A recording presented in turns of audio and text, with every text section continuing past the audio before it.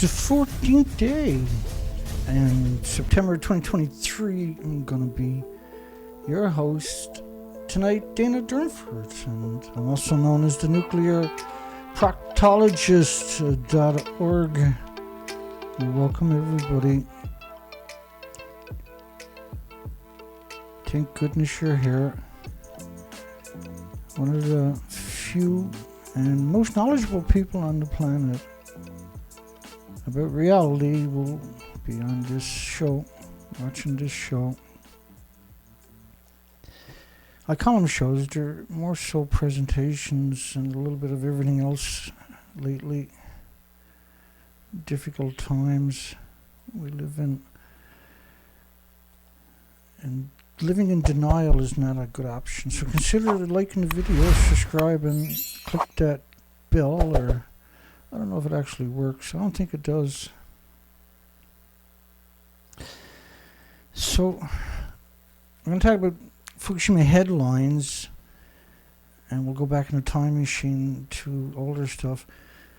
Let's go back to the original meltdown. You see up there, that's the Medusa of the 4 meltdowns and 8 missing fuel pools.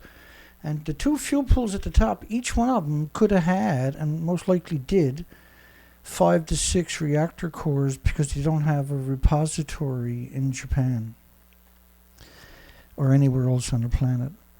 The media is going to misrepresent every facet of nuclear, because that's what they've been doing for 60 years.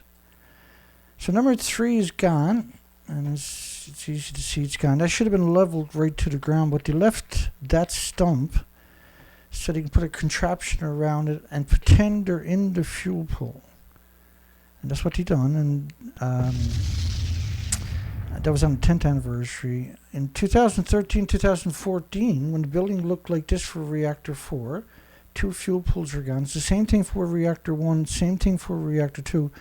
But reactor 4 and reactor 3 are really easy for me to get you up to speed on the subject. But remember, reactor 1 and reactor 2 had these exact same attributes. You lost the entire inventories, which is decades of reactor cores. Chernobyl was a graphite. These are pure uranium, pure plutonium. In the case of reactor 3, this was reclaimed uranium, reclaimed plutonium.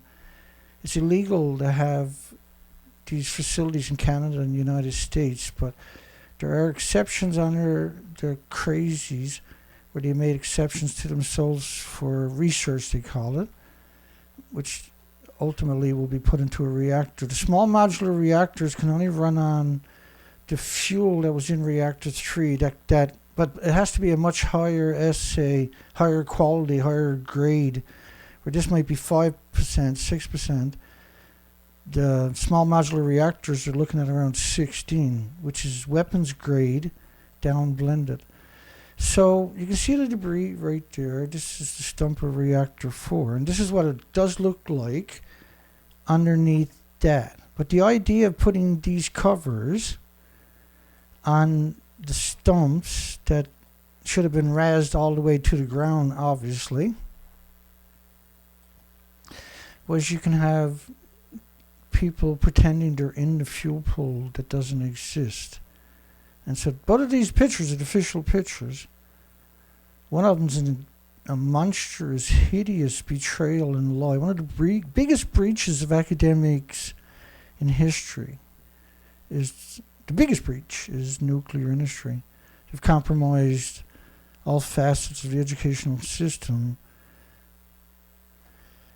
The plumes, all the models agree by day 30, this is 27 in the bottom, the plumes have covered the entire planet. Now, gas, oil, and coal emissions don't have that type of attributes. They don't go very far, and they're not your pollution. Your pollution that you're worried about, the global warming, is 80 years of these invisible plumes pulsing energy at the speed of light every second, and the extinction of the stabilizing species, like the phytoplankton in the oceans, are the bases of the food chain, the bases of the oxygen chain, the bases of the carbon sequestering chain. If you take them out of the equation, the weather is going to be impacted.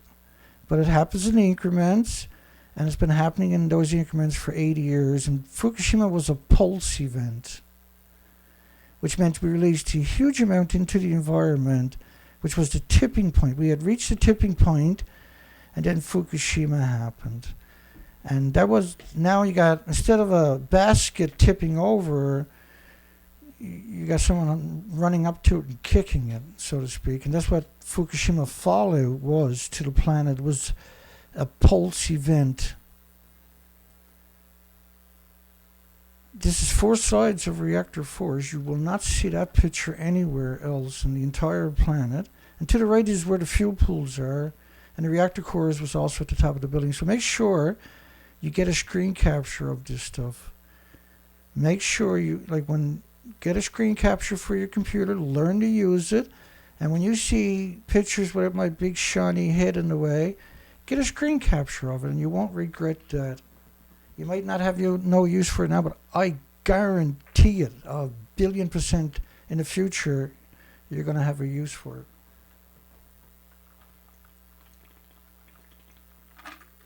My apologies, I had to have some water. So unless you have this material, say Fukushima story breaks and whenever, how can you articulate the real story if you don't take the documentation? Because you're not going to find it anywhere else, and it might not be here when you come looking for it. The industry burnt 1,600 of my books. I call them books. They're very elaborate presentations that takes a long time to organize, to put together, to get all your ducks in line, and then sit there and tell the story, and everything has to be slipping and sliding and working in harmony with the narrative. It's taken me a very long time to perfect that ability, and it required me to buy the same equipment they're using so it can handle any format I throw at it smoothly, to keep that. And it's very rare you'll see me, it's very rare actually for me to scratch my face or anything. I'm very disciplined for the most part when it comes to these presentations. Yeah, stop bragging, Day, and get on with it. I'm just trying to hopefully motivate you to take screen captures. So this bottom piece behind me, which is a new addition, is mostly done by cranes. It was built off-site. And so what you're seeing there is the height of the remains of a 190-foot building. And they cleaned up that, and then it looked like this. And then the next stage was it looked like that. So the back part, you see, for instance, I'll come back into the picture. In the back part of the building, that's this piece right here. So then on top of it, they built it up. Now, there's nothing, you can't go in there. That's a lethal dose. There's nothing there. It's just paneling. And see the debris on the roof right there?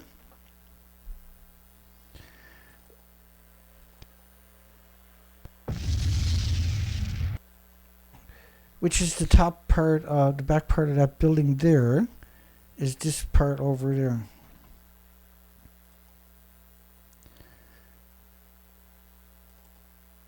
Let me get back on track. So they built that, and then inside of that they claimed is the so-called magical fuel pool in 2013 and beginning in 2014. And all the media came out and claimed that they got the fuel out of the pool, and the whole world breathed a sigh of release. The media worldwide says the future humanity depends on getting the fuel out of the pool, which would look like this. But this is the official, and this is just a fraction of media. And these are the big shots, by the way, right? This is ABC Australia, Cecilia Vega, who's currently a press club at the White House. Makes $1 million a year, and she sold her soul. She's there to convince you the buildings don't look like that, they look like this. And so are the rest of the bizarre space creatures. So, just so you're in context, because if you don't know this, you can't understand the news that we're going to talk about. Like in the proper context. And so I got to beat the shit out of myself every friggin' show, and sit here and make sure there's no mistaking what I'm saying to you, because it's important on a planet-wide scale. So see the debris here, see the debris over there. Neither one of these contraptions touches the actual building, because the buildings don't exist. They should have been razed all to the ground, but they needed to pretend that nothing happened, and that's what you're seeing there. And so all the universities had to work in tandem with these people for that magnitude, orders of magnitude of lies to work. There could be no dissenting voices. And lucky for them, there's not. There's, unfortunately, the only one stupid enough to try to have a conversation. So the buildings actually detonated. Like, not a hydrogen explosion, but a nuclear detonation. And because, like, a hydrogen is created by the nuclear meltdown. So, therefore, it's a nuclear detonation. And if you take those fuel rods, like if you take depleted uranium, and this is what you do with it. You take depleted uranium, which is nowhere near as volatile as this stuff. They'll put it in fracking charges. They'll lower it. They'll drill down into the earth, and the fracking charge will ignite. But by putting around 4 to 8 grams of depleted uranium, it has no horsepower compared to the pellets that are in those fuel rods. But the fact that it's already gone through a chain reaction, they put it in with their explosives in the fracking for gas and oil, and it'll actually detonate about 4 to 8 times more powerful than the conventional explosives they were using. It's like when they use tritium in nuclear weapons, it's the exact same thing, except much more powerful. That's how you get into hydrogen bombs, is using harmless tritium. There's 2 types of yellow cake, by the way. There's stuff that went through a chain reaction, is actually called yellow cake too. But and there's a reason, because the stuff that's coming out of the mine is called yellow cake, and it's not gone through chain reactions. It's refined, but it's considered harmless in the larger scale of things. But it's not harmless, but it's considered. And it is benign compared to the fuel rods after they go through the emissions to the chain reaction. Once you start that process, you can't switch it off. It's like it for millions of years. In other words, the fuel pools are hemorrhaging atoms for millions of years regardless. All day long, the same, when you take a reactor core and fits it into a fuel pool, you could put 5 or 6 reactor cores. Each reactor core powered 1 million people's homes. And so if you got 5 or 6 reactor cores in a fuel pool, that's 5 or 6 million people's homes worth of atoms. And so imagine how many atoms you got to produce to boil a glass of water. But you can put 200 million atoms on the head of a needle, but you can't see it. So imagine how many you got to produce in order to boil the water. It's a stunning number, right? Like, you probably can't even, it's way past the Google number. And so when you ignite this stuff at 9,000 degree Fahrenheit temperatures, this is the result, right? And then when it melts down, it's 9,000 degrees Fahrenheit. It doesn't need oxygen either, so you can't extinguish it. And that's why they gone through such elaborate worldwide. All the media worldwide is just cut your throat. They've gone to war against you. You need to reciprocate. So recap was the buildings blew up. They stripped it. There was nothing left. They put these contraptions, because that's all you can call them. They're just contraptions. They don't physically touch the reactors. There's nothing left of the reactors. They should have gutted it all the way to the ground. But they wanted to be able to pull off this story here. So they needed stumps. There's 1, there's 2. But remember, 1 and 2 are more intact than this one. And if you took both of these reactors and stacked them on top of each other, they don't come to the height of that. And that height is one of 4 rungs, is the same height right here. And the fuel pools are at the very top of the building. That's reactor 1's cage for the Kevlar sarcophagus. So the media has come out for 80 years and told you the same story. It's harmless. It's like a banana, sleeping next to somebody, flying on airplanes, sun shines, potato chips, everything else. So they can't tell you the truth. they've put themselves into a great big hole, and every time they open their pies, it digs a little deeper. So that is higher than 3, and think about how little is 3. Now, what happened to it was it covered the whole planet. This is 20 days later, 24, 25 days later. It's covered the entire planet. And this is Medusa's emissions. And each of these buildings, in the numbers I got, would work out to about 21,000 pounds of plutonium. And the biggest byproduct of the irradiated fuel rods is curium isotopes. Okay. All right. Now we can go through the news cycle.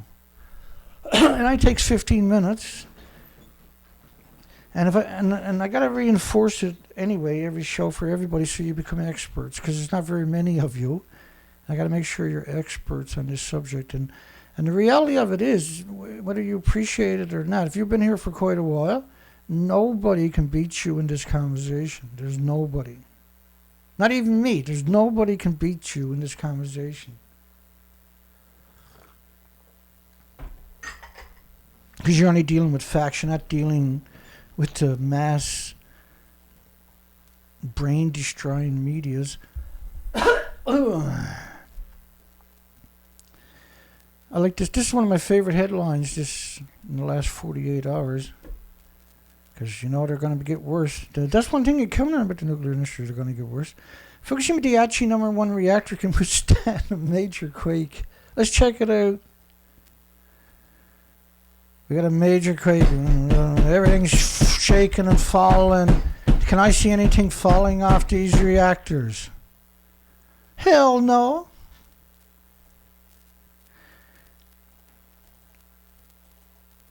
These people are fucking crazies. And if you've never been here before, you'll find that pace stays steady the whole show. The whole show. Nothing but the show. The operator of the Fukushima Daiichi nuclear disease factory says extensive damage recently found in the support structure of the #1 reactor would not cause the reactor to collapse even in the event of a major earthquake.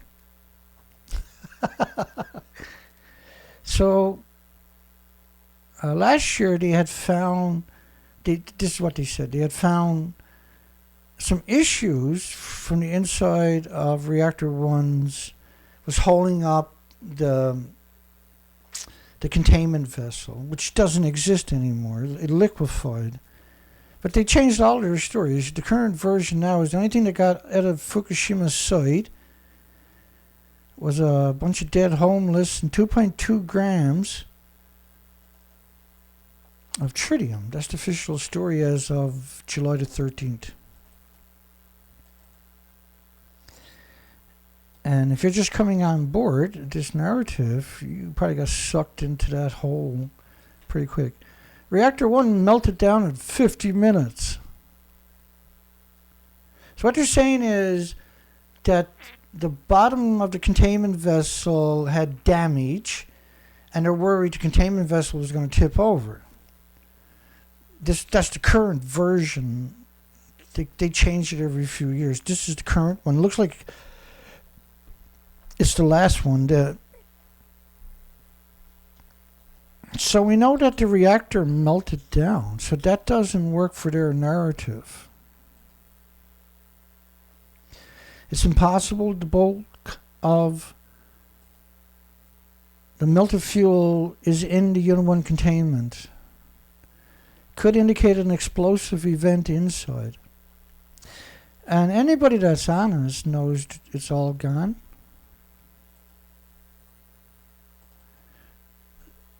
Chart 225 sieverts per hour at reactor 1. Now reactor 1 detonated. It blew up. And showed you pictures of that just earlier. So because we're talking about #1, I want to make sure that you understand the propaganda when I get to it, because we didn't cover reactor 1 and 2 very much, and I apologize. And I really should need to fix that. And I'll do that in a few seconds here if I don't forget. The NRA pointed out the details of the situation around the reactor remains unknown, and much of the assessment is based on assumed data. Assumed. See, if you're, which is like a conjecture, it's an opinion. So if you're assuming something, it's not data.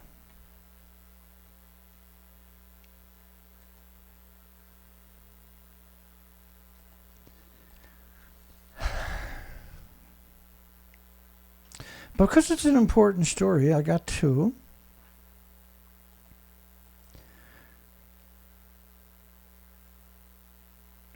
They urged TEPCO to present more detailed data. They ordered the criminal to voluntarily provide data, or else nothing, Dana.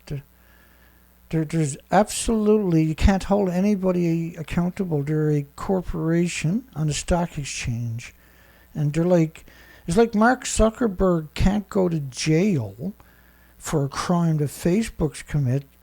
You can't put investors, the stockholders, in jail. All you can do is give them a fine if you're lucky enough to actually catch them. And they can take the technology, and because you don't pay state, federal, local taxes, because they're a figurative corporation, then they just take the money a normal company will pay in taxes. They'll take that money and pay the fine, which would only be a fraction of the taxes they should have paid in the first place. So reactor 1 detonated, blew up, caught fire, and blew up. Not necessarily in that order, but... And they lost the whole inventory. Once the fuel pools melted down, and we know they melted down,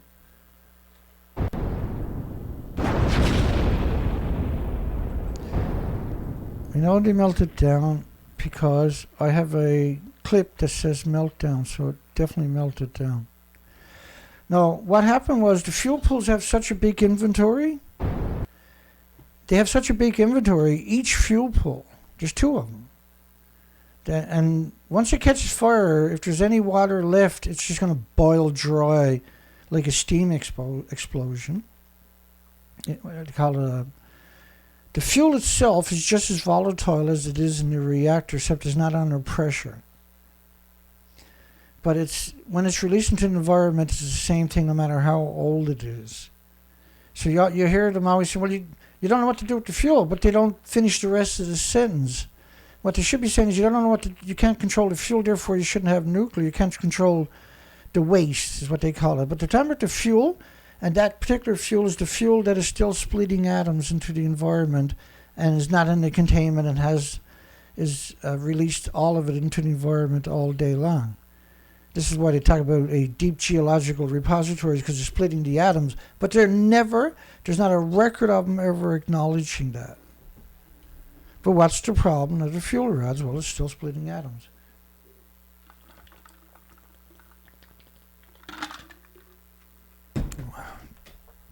Jeez. Drink shit all water. As soon as I get in the studio and start talking for 2 hours, I'm thirsty. I can't work it out. Utility also said a structure designed to enclose the upper part of the reactor offers sufficient support against horizontal shaking. So they're claiming that Reactor 1 can handle any shaking. Well, there's nothing left in the reactor to handle the shaking anyway. Utility also said the structures designed to enclose the upper part of the reactor offer sufficient support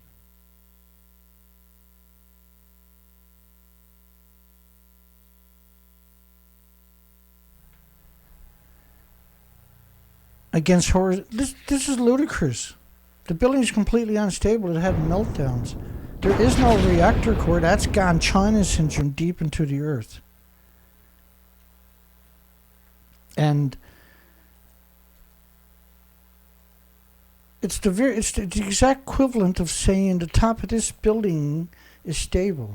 Because that's what they're saying to you when they pretended to get all the fuel out of the pools. It's decades of reactor cores. But when you look at that, you know that's not a 190-foot, 19-story, 65-meter building, right? Right? Just kidding. The utility said the structure designed to enclose the upper part The number one reactor, 2 others suffered meltdowns, and 2 others. So they're talking about reactor 1, 2, and 3. But now claiming that this is not a meltdown, reactor 4. And it's been that way ever since, because they made the claim that they got all the fuel out of that pool. You got all the meat. Here we are, reactor 4. And you can't turn that story back and tell you a different one later, right? We are here inside Reactor 4 at the Fukushima Daiichi nuclear power plant that was severely crippled during the earthquake and tsunami of 2011, leading to the country's worst nuclear disaster. Now, except for people that work at CNN, is there anybody that thinks the building to the left is the building she's in?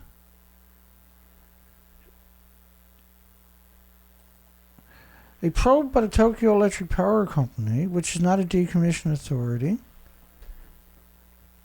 has no right to even be on the site. They abrogated their responsibility when it melted down. The companies that built the reactor are the only companies that should be there. If you go out and buy a Ferrari and it breaks down, are you going to go out and buy a tool case and try to work it out yourself? Or are you going to bring it to a Ferrari mechanic? You're not going to bring it to a motorcycle mechanic. You're not going to bring it to a boat mechanic, right? You're not going to bring it to a small, like a lawnmower mechanic, or you're going to bring it to the Ferrari. And if you bring it to Ford or Chevy or anywhere else, they're going to say, well, bring it to Ferrari. We can't work on that. So why is TEPCO, which doesn't know nothing about reactors, is somebody who bought one, turned the key, because that way you don't blame the nuclear industry when you find out. This is why they're hiding all the discharges. So the pool is at the very top of the buildings. There is no top to the building. It's gone. They can't be where there's no pool, right? I can't tell the difference. Can you tell the difference? No, Dana, I can't tell the difference. A probe by the bizarre creatures known as TEPCO. The steel reinforcing rods were exposed. Let's have a look here. Does it look exposed to you, Dana? Well, sure do. Got it exposed. The finding prompted the non-regulatory agencies to request the operator. They're the Nuclear Regulation Authority, and instead of them doing the job, make sure it gets done, just request the TEPCO, aka the operator, to study the possible risk if the pedestal became unable to support the reactor. This is a the Regulation Authority saying, can you do a study telling us what happens if the reactor core falls on the floor? Because we don't know. We're just regulation authorities. We don't know nothing about regulations. There was 1 million sieverts outside of this building on the first few days. You couldn't get near it.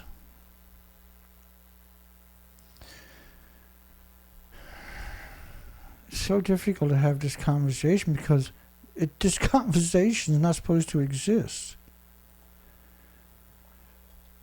Universities are supposed to say, well, you know, the fuel pools are gone, reactor core is gone, and fuel pool's gone, reactor core is gone, and the fuel pool's gone, reactor core is gone, and you guessed it, the fuel pool's gone and the reactor core is gone in all 4 buildings. The non-regulatory agency pointed out the details of the situation around the reactor remain at unknown.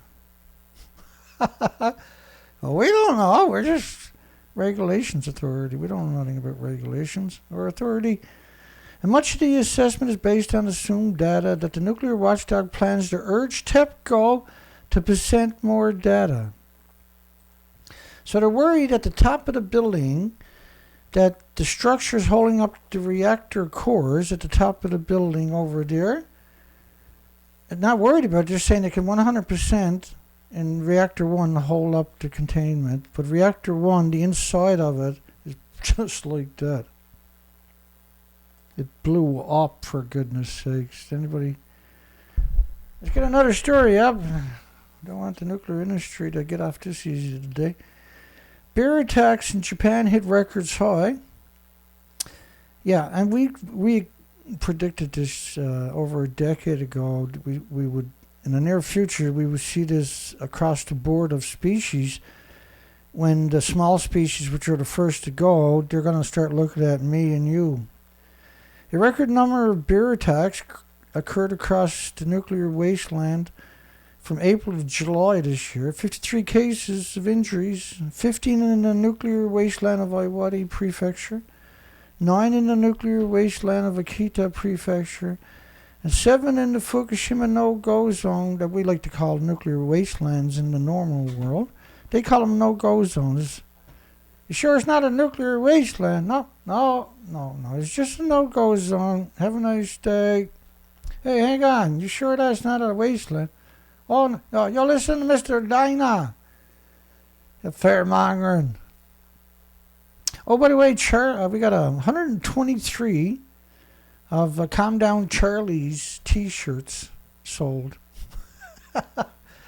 There's no justice in that one, is it? It's so funny. I say most of them was bought by his friends and family. Because creatures have friends and families too, right? More bears are likely to appear in residential areas in the Tohoku region this autumn in search for food. Bears don't just eat acorns. It was like all the salmon. They blamed all the emaciated grizzly bears on lack of salmon. 94 or something percent of their diet is berries and grubs, and they can eat caribou, they can eat elk, they can eat other bears, they can eat scavenge. The tidal zones used to be just massive amount of food, easy pickings for them, right? They were stripped by the radioactive fallout from the pulse event of 2011 from Fukushima. Prime Minister pledges ongoing dialogue on the wastewater discharge.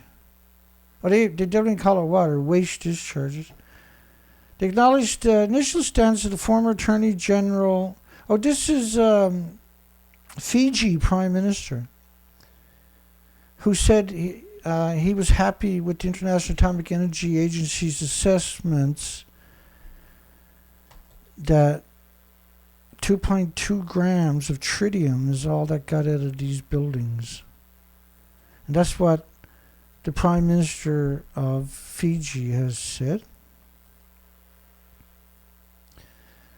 To focus on upholding the standards marine dialogue rather than stand in direct opposition to a decision Japan has made. So rather than saying, you lying sacks of shit, you mass murdering scum, you say, no, well, we stand by their statement. We want to work with them. You should take that Prime Minister, bring him to a hospital, x-ray him, get DNA samples, make sure he's actually a species. Oh, Jesus, the water never tasted so good in my life. Gee, golly. Wow. I felt that it was in our best interest to maintain dialogue during an extinction level event. No, they're worried about losing power, so they're just going to go along. Because it's all about power for these people. They're such insignificant people. They work so hard to get that position so they can just wield power over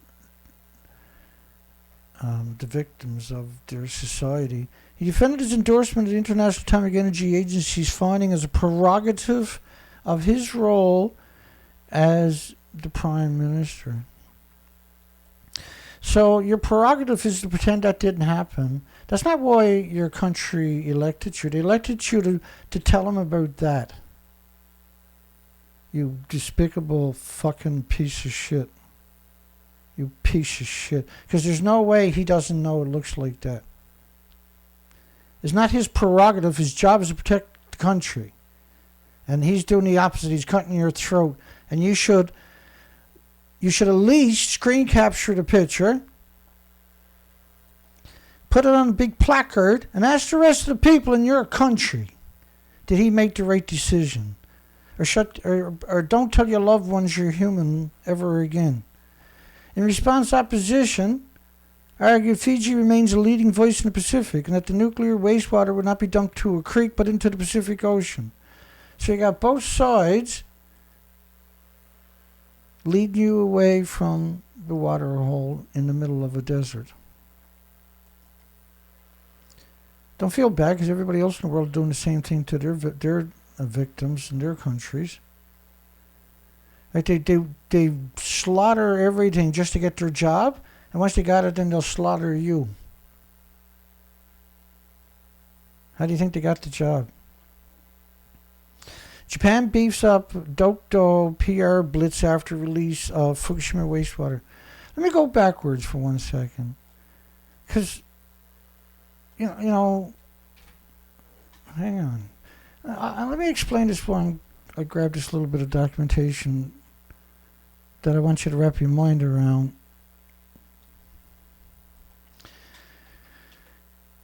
Hang on.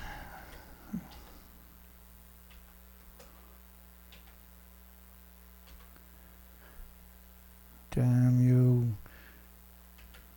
I'm going to show you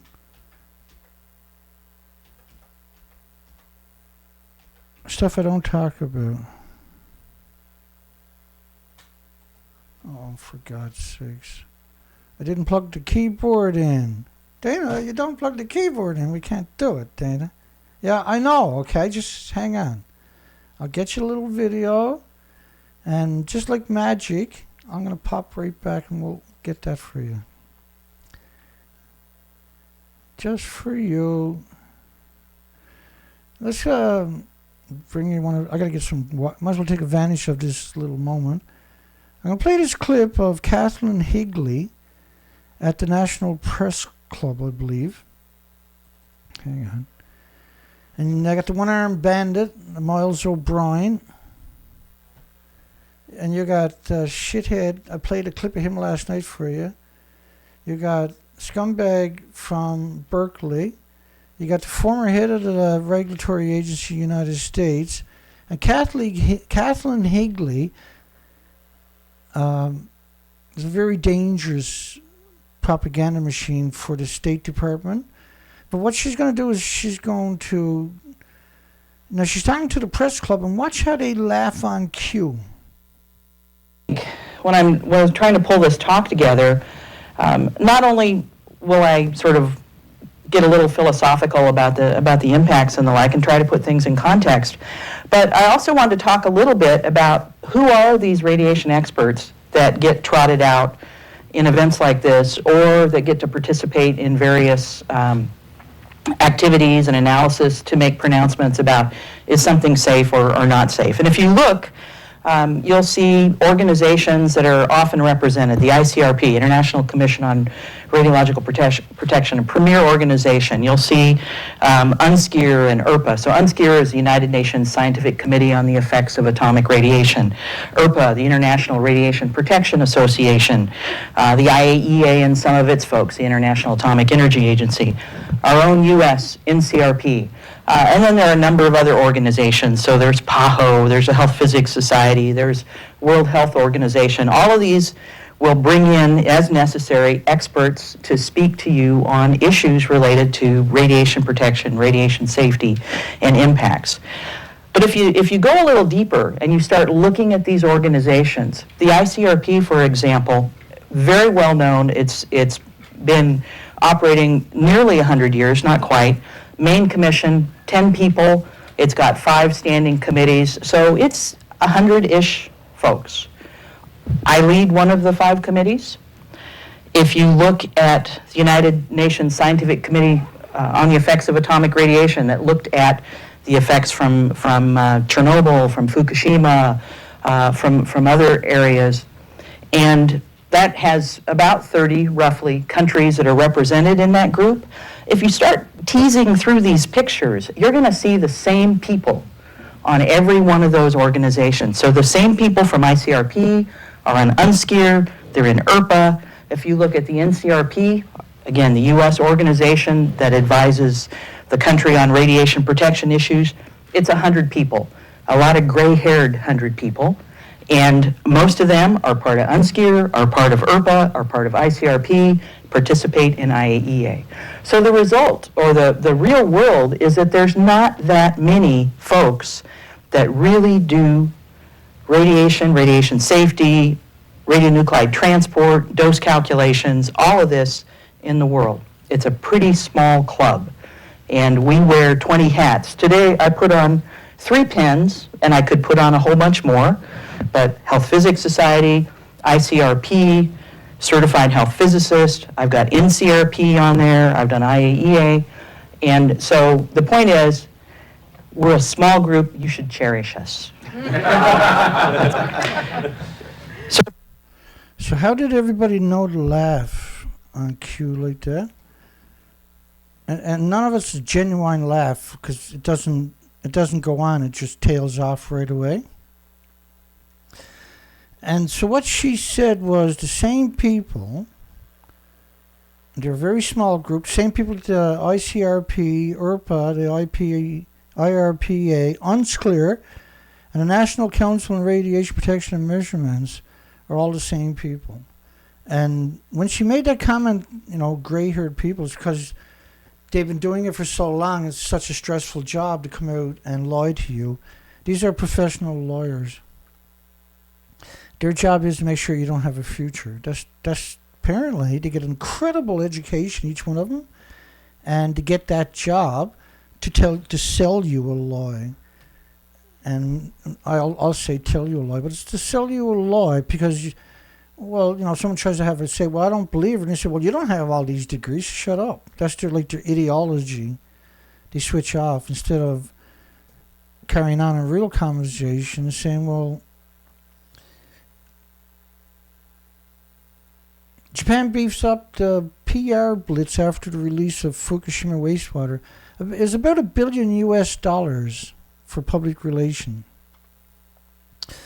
And they'll give, so they got people that got audiences in the medias, and they build up audiences with cat videos or technology or whatever, and then they'll send them an article, they'll put their name on it for their audience, and their audience think they wrote the story.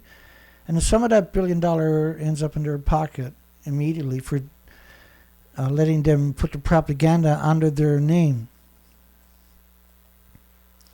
Japanese government beefing up public relation activities, including the location of several billion won.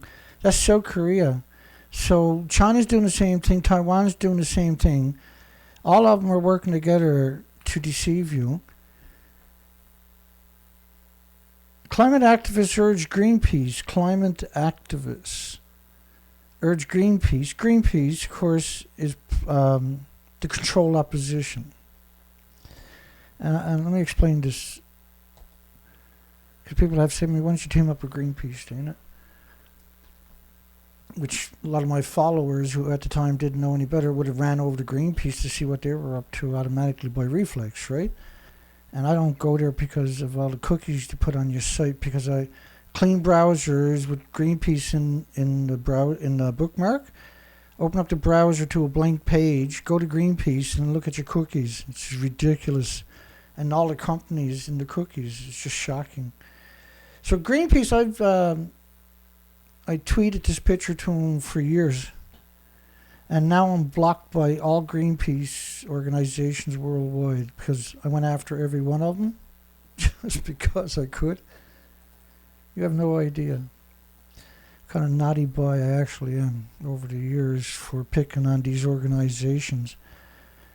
Well, they can deny me, but they won't forget me. They can't say they don't know who I am. I can guarantee you that. And they have a bad habit of putting their emails there, so you can guarantee I CC that everywhere. And South Korea, so far since 2000 or August of 24, any journalists from South Korea in English, I'll send them a bunch of pictures, links to some videos of mine. I know they're not going to tell the truth, but a lot of them don't actually understand the whole picture, see? And you will get through to some of them. They claim to be desperate to include nuclear power plants in the fight against climate change. They claim to be desperate. They're talking about Greenpeace. And we've covered this little bitch a number of times. Little moron. She got the attention, so she figures she's smart and she's right, see? And that's what they're counting on. She's the Dear Greenpeace campaign and get prominence up in major medias on top of that. Interesting Engineering is a massive media. We cover at least once or twice a week their articles for years and years, right? They're very prominent in the propaganda business. And so this useful idiot just got put on a pedestal. And expect to see that creature show up a lot more in the future. Finally, nuclear accidents, although uncommon, can have severe negative consequences. The radioactive materials during the incidents like Fukushima and the Chernobyl disaster in 1976 contaminated the surrounding areas.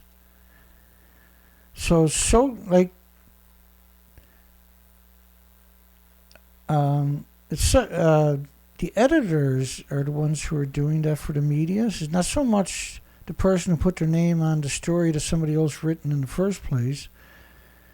Right? It's those editors will make sure, because they'll tell you a little bit of the truth to get you complacent, and pow, they bang you with contaminated surrounding environment. It contaminates the whole planet. These models are TEPCO's numbers. And Neptunium-239, for instance, was in 20 days. The more nuclear plants you build, the more you increase the chances of a nuclear accident. British Columbia professor of disarmament security, human security. And this is CBC, which is Canadian government media. This 100% government. All right, this is the story, my favorite story of the night. I'm going to take a bit of work. So the International Atomic Energy Agency, which is a corporation from UN, it's just a subsidy corporation. And like all subsidy corporations, USN, of the great United Nations, which used to be the League of Nations until Hiroshima and Nagasaki, when they celebrated by changing their name to United Nations, and then took the United Nations Army, went over flat in North Korea. I've used them for 70 years. They've bludgeoned them for 70 years. Particularly, the war was against the population, not the military. And still is 70 years later. 70 years of land, sea, air embargoes have isolated the country to grow up in a survival mode because it's under siege the whole time, right? And then accuse them of being dictators to justify it to their own friends and families, what they're doing. The International Atomic Energy Agency Director General's introductory statement to the Board of Governors was wow. This is wow stuff. What a disgusting, despicable little creature. What a worthless man he turned out to be, isn't it? Yeah, I know what you're saying, Dana. The last guy, he died suddenly. Had nothing to do with the voodoo doll I would stick pins in every night, I'm pretty sure, but no harm to why take and this is, I'll show you the picture that I used to welcome him when he became the new Director General of the International Atomic Energy Agency. Is this picture here. This man will sniff your bicycle seat. And so I created that for his first day and for my first video that included him. Now let me step back for a second. Let's go back to the last story right here. The more nuclear plants you build, the more you increase the chances of a nuclear accident. Okay.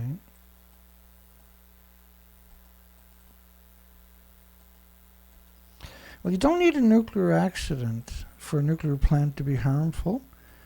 You just got to build it, because the only place you're going to build it is places that are surrounded by farms. If it's surrounded by, if there's prime farmland and a bit of water, not enough, but a bit, they'll try to build a nuclear plant there. Because there's always hemorrhaging radiation into the environment, right? So let me step back to that video with Kathleen Higley.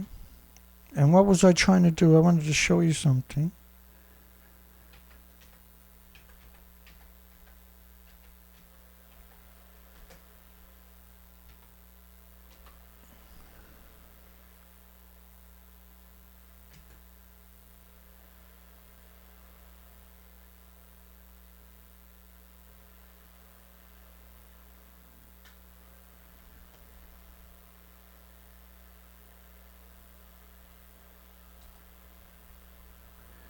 Hang on here, I'm almost there.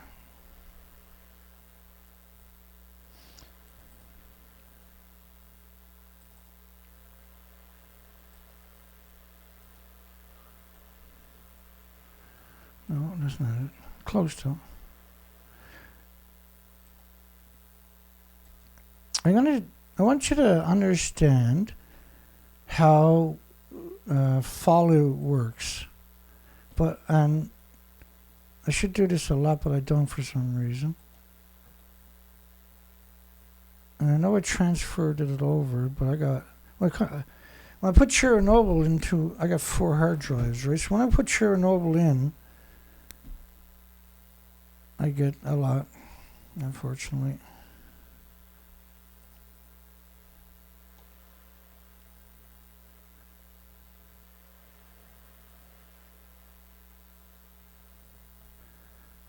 And I can't find it.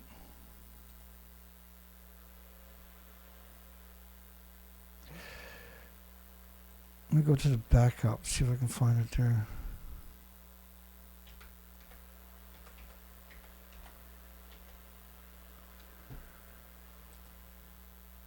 Here we go, I got it. You gotta catch it though, because it lights up. It's populating the search. Okay, I got it.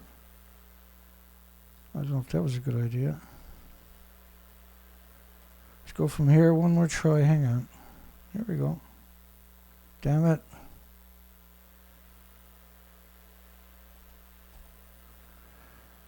Oh, I got it.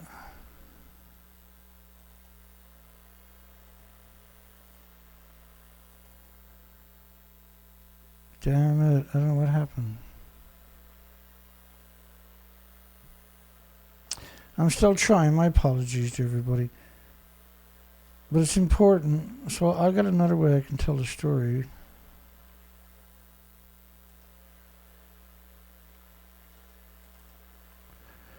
Let's do this one here.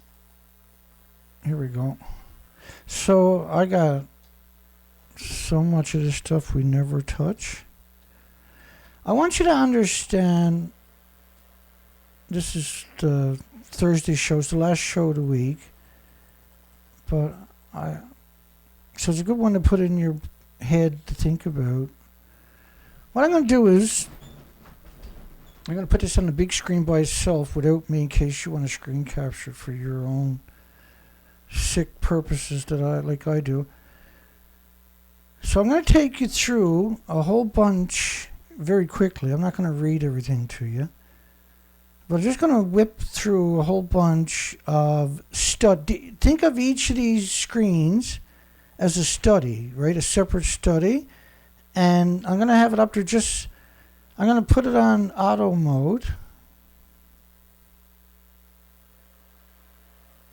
I'll put it on auto mode. I'll make myself a little bit smaller and move myself out of the way. So that way, if you want to screen capture it, you still can, and you won't have my face in your way. So each one of these is just a fraction of the different ways they studied radioactive fallout from Chernobyl. This is just a fraction of what I got. It's a fraction of what I know exists that is available. Fukushima no threat. The role of the rivers in Chernobyl, distributions, accumulations, and sediment in the northern Adriatic seas. Natural radio attenuations of Fukushima-derived sea genome damage in children accidentally exposed. The review of the literatures. Thyroid cancers in Belarus. Look at all the people under studies. Difference in availability of cesium, ruthenium-106 from Chernobyl. Comparison of marine radionuclides in the Baltic Sea. Assessments of the doses in the Republic of Croatia after Chernobyl. On plutonium isotopes, determination of the soil from the region of Poland. It's just so, but there's so many that are just so technical that you can't possibly read it or absorb it. It's so technical. I didn't hit that particular pile because I have them in different piles. Factors contribute to radiocesium variability upland sheet flocks in Colombia. They're basing it off after Chernobyl, but they had a meltdown of their own. So, and then blame it on Chernobyl. When Chernobyl happened, and there was 9,400 farms in the United Kingdom that was closed. But the official story is it's segregated to a 30-mile exclusion zone, right? Which should be all of Europe. They've done studies on all of Europe. On the sex ratios. They don't do that unless they're looking for discrepancy from the poisoning, because it was about Fukushima. Lesions in children born in the year of Chernobyl. Indoor radon and soil radioactivity levels in Turkey. So why are you looking for radon? Observation 137 in northern Britain, Ireland. Plutonium in the atmosphere in Croatia's 1993. 2009, Chernobyl tissue bank, G. Thomas. And Jerry Thomas is a despicable creature. A lot of these people are a despicable creature, by the way. Not all of them are by no means going to be honest. The majority of these are about downplaying. When you see granite, then they're downplaying the radioactive fallout from accidents. Oh, there's already some in granite. We covered once. Examine the Chernobyl sarcophagus. Well, you can't go examine the sarcophagus without getting serious health issues. So who did they get to do it, I wonder? Dispersions of cesium in shallow Mediterranean embankments. So they got money to study. Natural or man-made radiation has been studied 1 million times more than natural.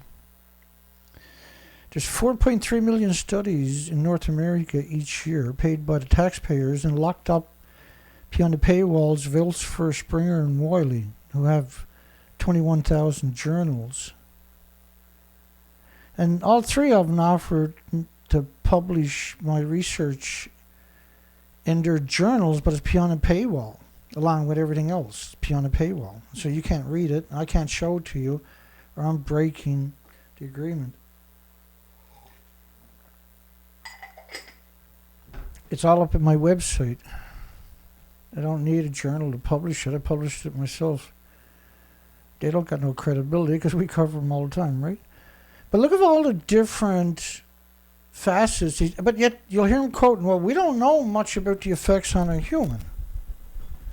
But you got 600 million studies. No, well, actually, we don't know that much. In other words, it's so complicated.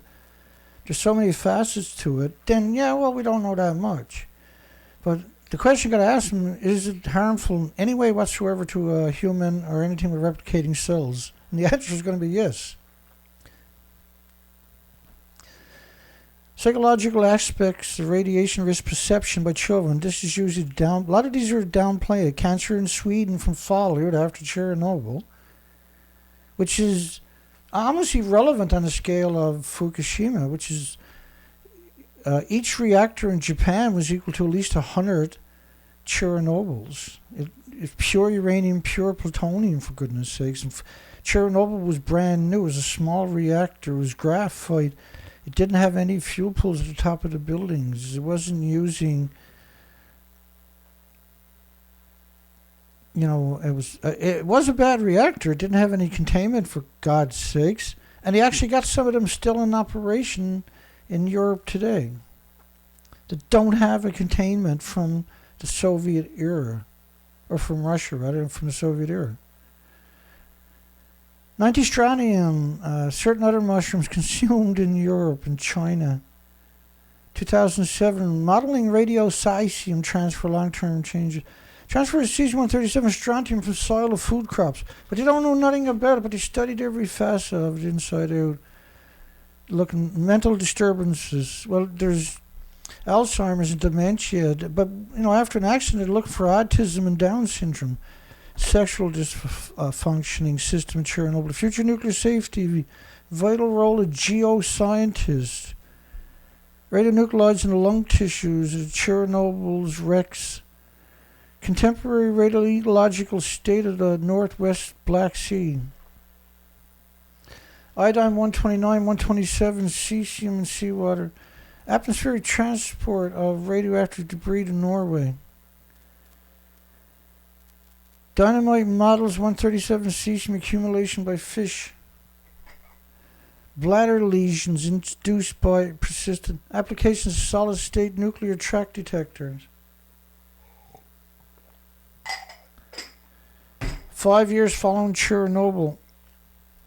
Genetic effects of radiation explosion. They don't know nothing about it on humans, they say over and over constantly. Well, we don't have that many studies on the effects of the humans. And so I think about all of these. You can't actually keep up with it, right?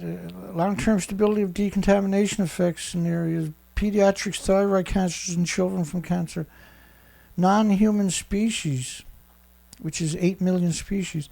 First successful isolation of radioactive particle from soil near Fukushima. But think about how big that lie actually is.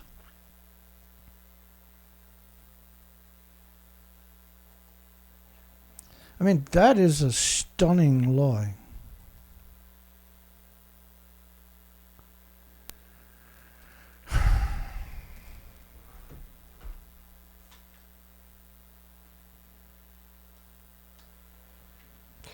It's a stunning lie.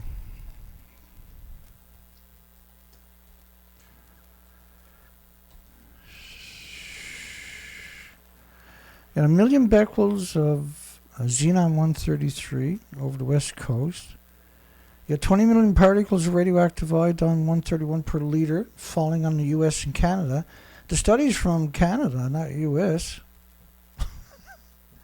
This was British Columbia. Oh, by the way, this one was Ottawa, the capital of Canada. West Coast hit with 220 million atoms per liter. Saturated the thyroid glands of all species right away. All the bacteria, the fungus was brutalized. And of course, by proxy, when you brutalize the bacteria and the fungus, which you need to break down the forest, and the forest doesn't break down because the biota doesn't have anywhere to hang out anymore. The moisture can't collect after the rain falls. And so when you finally get lightning strikes, you have all this litter and foliage and everything else that didn't break down like it has for millions of years because you destroyed the bacteria, the fungus, and by proxy all the little species that exist there because your roots of trees can't exist, by the way, without fungus. So they become very dry too because they can't uptake the water.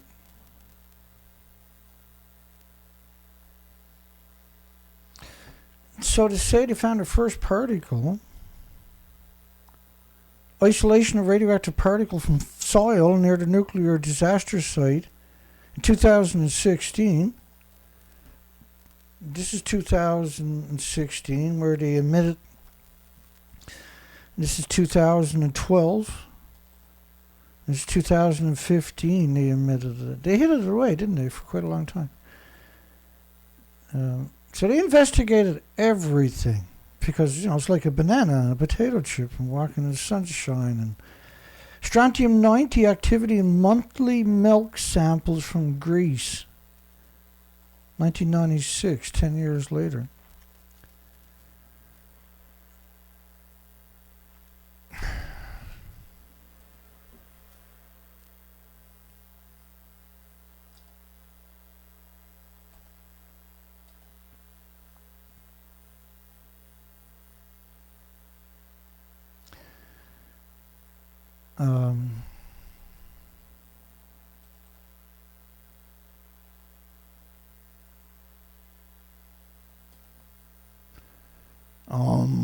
Sorry, I'll get with the program in a second.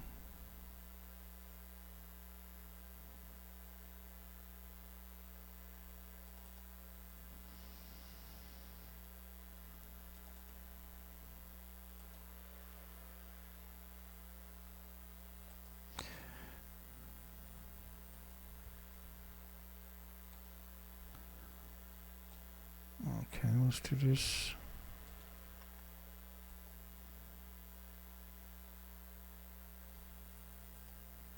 And this.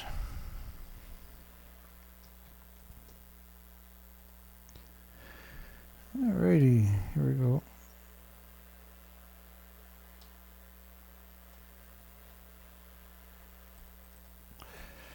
I just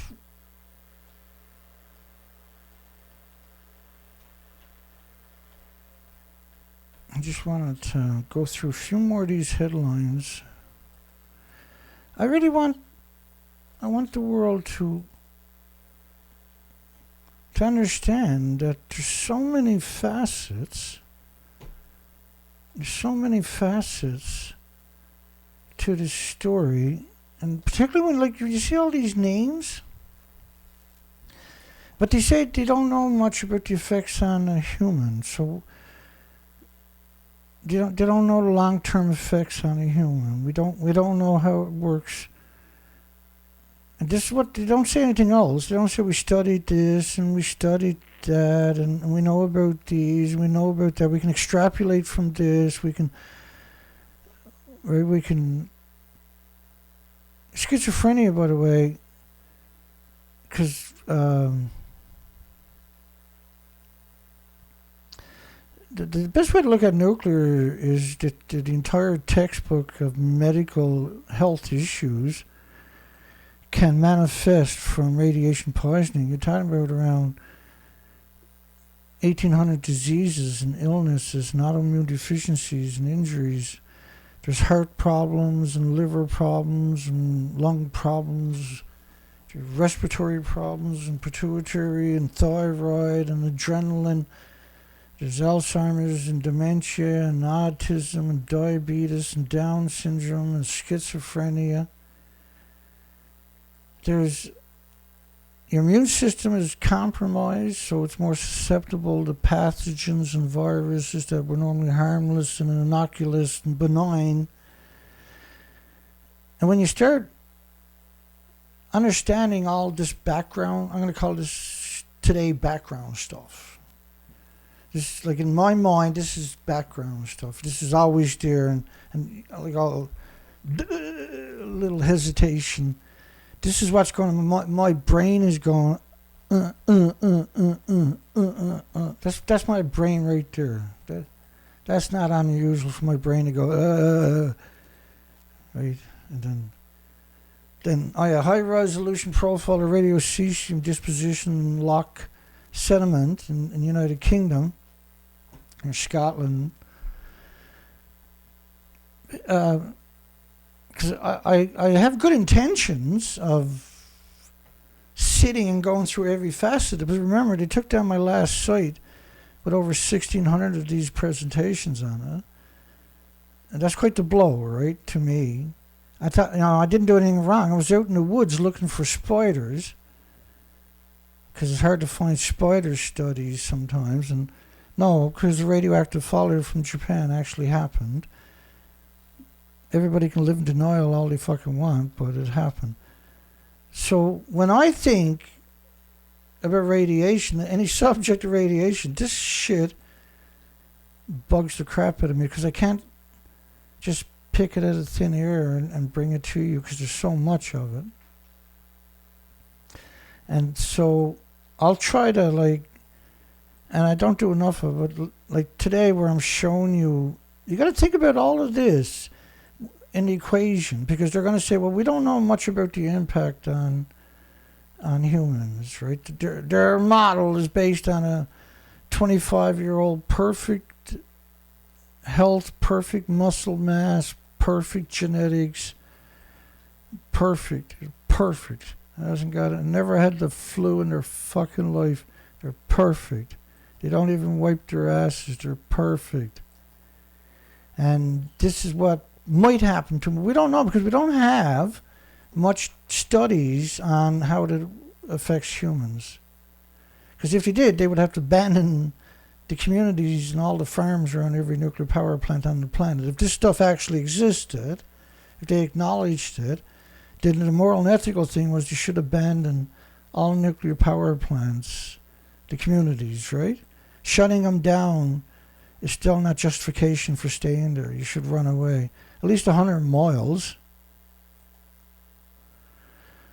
Residence times have followed 239, 240, 238 plutonium, 241 americium, which decays to 241 plutonium, 137 cesium. And upper horizons of the undisturbed grassland soil, 1994.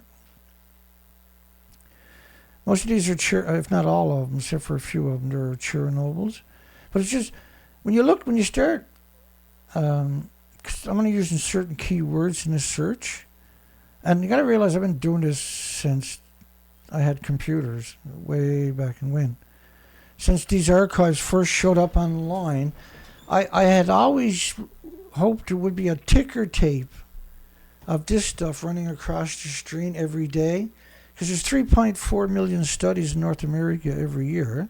I thought, how much fun would it be if you had a ticker tape of this, now you call it an app or whatever, that would go on your screen. And no matter what you were watching, you can have this subconsciously detonating in your mind, this wonderful accumulation of history of the radionuclide studies that are already done. Dietary intake. So they don't know nothing about radiation, but do you really believe that? Do you believe them now, that they don't know nothing about radiation? When you see all of this stuff here. Does that give you confidence that Fukushima is only tritium? Oh, I've gotten to sleep on me. I got pictures there. Why aren't they working? Let's go backwards. So, radioactive contamination, wild mushrooms. They're not did you see tritium in it, by the way, in any of these studies? I don't see tritium. You see tritium? Long-term behavior of plutonium in the air and disposition and the role of resuspension in a semi-rural environment. Well, like every forest fire liberates it back into the environment because you can't destroy it. Radiation ecology. They don't know nothing about it on humans, apparently. They sure know a lot about it on everything else, tell you what. They can't extrapolate from that. They can't, well, you do know that it does this. And no, they don't know nothing about long-term harm on the human. That's pretty obvious when you look at all these endless perpetual studies. And by the way, yes, I do play all of these as a screen capture sometimes on my big screen, particularly if I got company. I used to do it years ago because they would ask me and I would say, well, hang on. This will help you better than me blah, blah, blabbing. Is if you actually stopped each one of these and screen captured it and then made a ticker tape yourself of it or a... Right, because you only got to screen capture this section there. And because my videos are always nice high quality, then you get really good screen captures, right? And you can have it on just like a playlist playing across the screen. I used to read the dictionary years ago when I was young. I read a lot of interesting books. I didn't read I didn't read dime store novels. I had an older brother with an exotic taste in unusual people that documented their life. One of the books I was very fond of when I was young was one about Martin Bormann, who was the financial officer for the Nazis, apparently. And he escaped with 6 submarines of loot. And they showed, in the book, they had pictures of big one-ton bags, like at Fukushima, but full of gold teeth and full of gold eyeglasses rims. Was another bag they were shown in a cave that they had found, and I believe it was Paraguay. And the book was written by a special prosecutor who never had an unlimited budget per se, but did. If he'd have found him, he would have. But he had a budget. He was staying in hotels. He was taking whatever taxis he needed to go to whatever destination to follow another lead. And he'd done it for 29 years. And so the whole book was just checking into the hotel, paid this much for this, paid that much. It was basically his accountant's manual of the expenditures, but with everything else in between, right? Any leads he got, he was in the book, and how he chased it down, and all the hotels and taxis and individuals, and even name of streets, and unbelievable detail. It was a big, thick book, and I read that probably 5 or 6 times. And at the same time, because I lived in that world, and at the same time, I had Jacques Cousteau's collection, National Geographic's Jacques Cousteau. I can't remember, like 30 books or something, big books, right? And they were full of all the artifacts and treasures that Jacques Cousteau had found. And, the whole process of scuba, the self-contained underwater breathing apparatuses, and how he developed all of that, and the issues, and the submersibles they created. And they had this ship with a glass bow into it, right? Remember that? It was a separate piece it was watertight, but was added on, so they can shut it off if there was a breach, right? And they would go out and sit on pillows and look at all the dolphins and all the magical creatures in these fairly untouched ecosystem at that time. Nuclear still hadn't quite destroyed everything up to that point, right? And so I had one of them books in every room in the house. Every room. For years and years and years. And just think what I read as I fell asleep every single night as a kid and as a young adult. I had all kinds of other stuff, but that was my go-to. And so it was a big surprise I ended up becoming a commercial diver and diving for almost 14,000 hours. Was anybody surprised that what ended up happening to me? And that in all my spare time, I was, like bad weather, I would get out and snorkel in these communities looking for the proverbial Davy Jones locker. Absorbed dose evaluations, retrospective dosimetric methodological development using quartz. So they studied so many friggin' facets. So I was very innocent, right, growing up. And, I worked hard, I played hard too. And so you get a bit of a reputation when you're working hard, you're ashore for a few days, and so you're not, I had a lot of fun. I never had stopped for police on my dirt bikes, let's put it that way. I know one summer it was like 19 times I didn't stop for police. I didn't have to. They were there for a couple of years. I was there for a long time. I knew every trail, right? There's no catching me. Lord knows they tried. Estimations of absorbed dose to evacuees. They're not allowed to chase you anymore here. Probably because of me, no doubt. But they're not allowed to chase you here, anybody. If you don't stop, they can't do nothing about it. They have to turn off the lights. They can turn on the lights and ask you to stop, But if you take off, they got to turn the lights off so you don't do something stupid. And the people here are taking full advantage of it too. They just drive down the road. They don't give a fuck. Cops chase them, they're gone. Turn the lights on, they're gone. And that's the last thing you want happening, see? But there's a lot of people pretty respectful. They'll pull over and stop. You'll get a ticket if you don't got your helmet on. Most people down here just don't have license plates on them, so the police can't track them down. They might know who it is, but they can't prove it without the license plate, right? Because everybody got the cameras now. And it's just not, they're not supposed to chase you anyway. EPR in the tooth enamel, radiation in tooth enamel. So when you think about all these studies, and the assertion is they don't have enough information to know how harmful it is on children and women and everybody else. Do you actually believe that after you've seen all of this here? Does that really resonate for you, that narrative that they don't know the side effects of this? Oh yeah, well, we don't have many studies on the hazards of humans and radiation, Dana. It hasn't really been studied. It's hard to get any money to study it, Dana. I see. Wow. Well, isn't that terrible? They really don't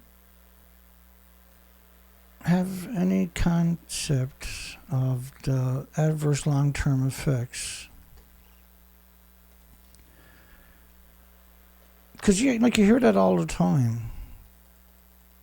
That's why they raised the limits 75 times higher in Japan than the World Health Organization has it, because, they wanted to be safe.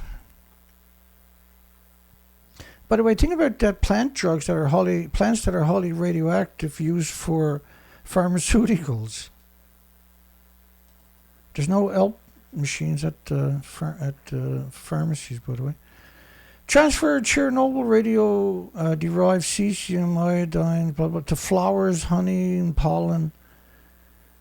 Agricultural countermeasures. By the way, you can't take agricultural countermeasures.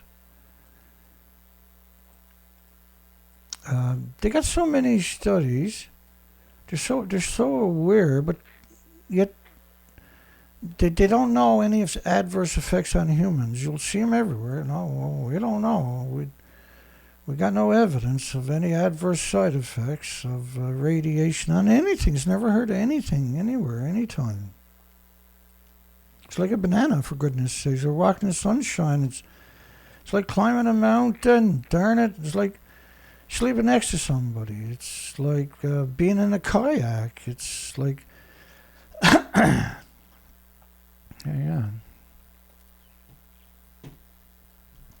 Let me bring up one of the funniest ones out there, which is Robert Gale. Now he specializes in transplants. Not survival, but in transplants.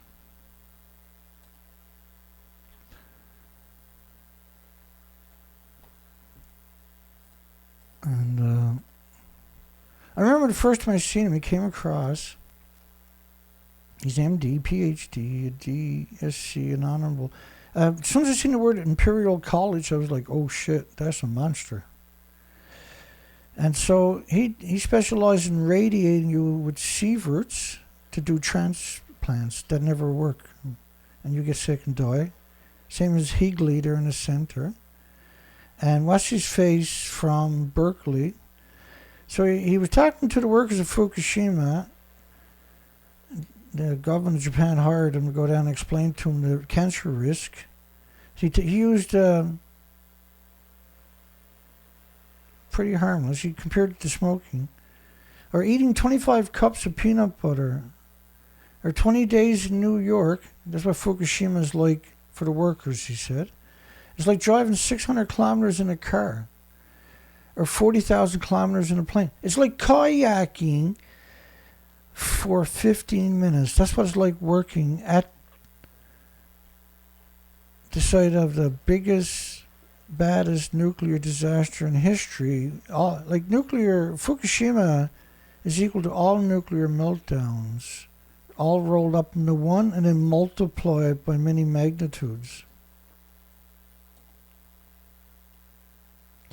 But to say it's like eating cups of peanut butter or in a kayak or 20 days in New York. Saying being by that is like 20 days in New York.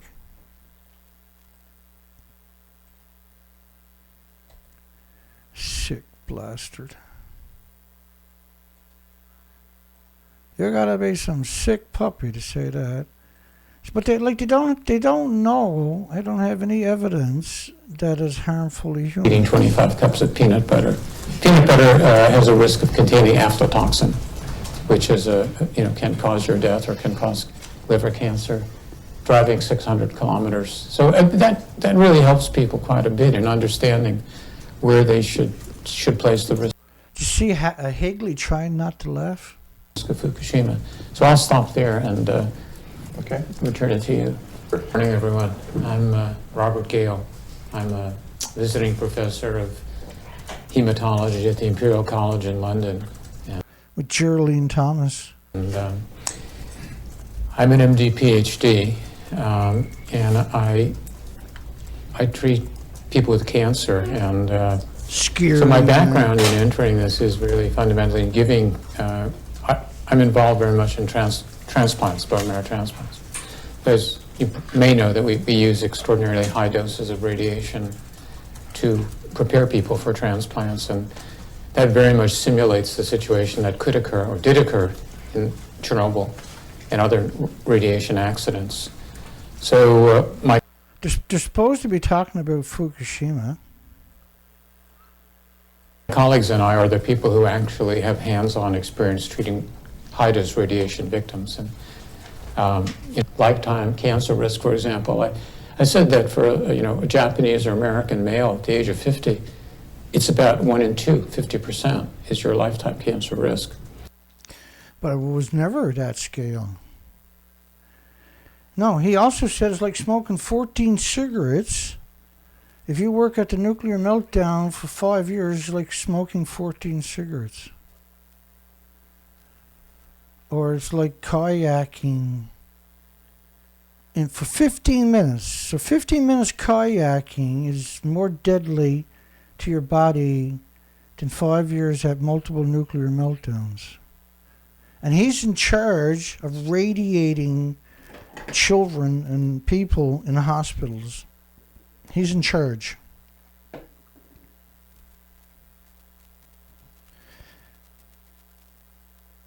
Look, if that's not a crime, what actually is? And if that's not the worst crime that you've ever heard, what is? What could be worse than him doing that? Saying to the victims, the homeless, the destitute, the victims of society, the immigrants who don't speak the language, that's who he's talking to. He's not talking to nuclear experts, or nuclear scientists, or nuclear academics, or nuclear companies, or nuclear corporations. He's telling the victims of society that it's like kayaking for 50 minutes, or 20 days in New York, or flying on an airplane, and that they don't know too much about the damage of humans. And how many people do you think he actually killed using high doses of radiation for transplants? Pretty well all of them.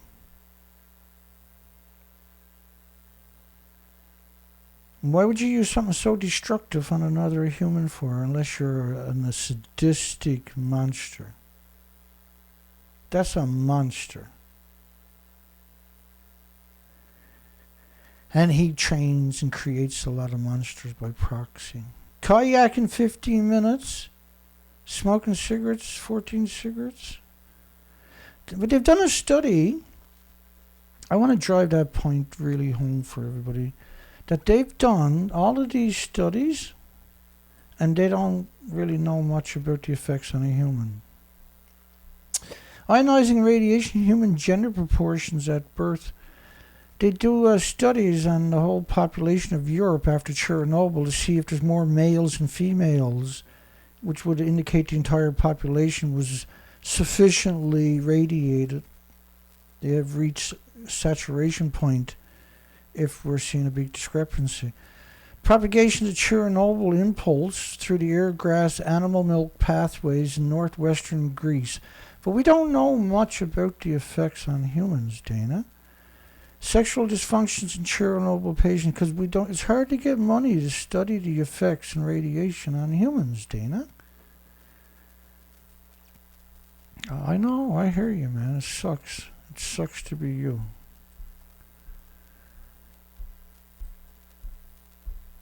C amount atmospheric aerosols. Model and measure Chernobyl distribution.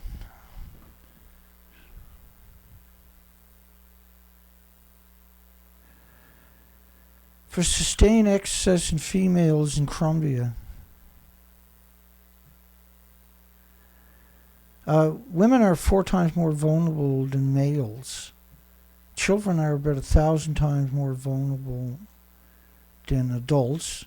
And the females have many times more tumors, many different and larger tumors that show up much earlier or much bigger. And on the thyroid in particularly, which is only 3 by 5 centimeters, and we're talking about 2 centimeter tumors. In Fukushima was 358,000 out of a million. When you scale up, it was 35.8% of 38,000. It was like 13,600 or something. With tumors over 2 centimeters out of 38,000. And pre-Fukushima, it was 1 in a million. Transfer of nucleotides and dose assessment to ants and ant hills in the Swedish forest ecosystem. And the milk in Scotland and Italy and everywhere else, all of Europe, to assess nuclear incidences, agricultural countermeasures, so much of that, isn't it? It's shocking how many studies on that we've got. There is no countermeasures. Their countermeasures, they claim, is adding potassium to the farmers' fields means the farmers won't be poisoning people. So go ahead and use the potassium 40 fertilizer. Yeah, it's going to cost you a bit more money, but you don't have to worry about making people sick because radiation doesn't get up into the plant then. See, farmer? Okay? Which is 100% lies. It's murder. By the way, they don't know much about the effects on humans because it's hard to get money to do the studies. Influence of soil acidification in southern Norway on cesium exposure of moose. So soil acidification is from Chernobyl's concentrations. And you're talking about 278 liver samples of moose from 16 municipalities in different parts of Norway with around 752 becquerels a kilogram.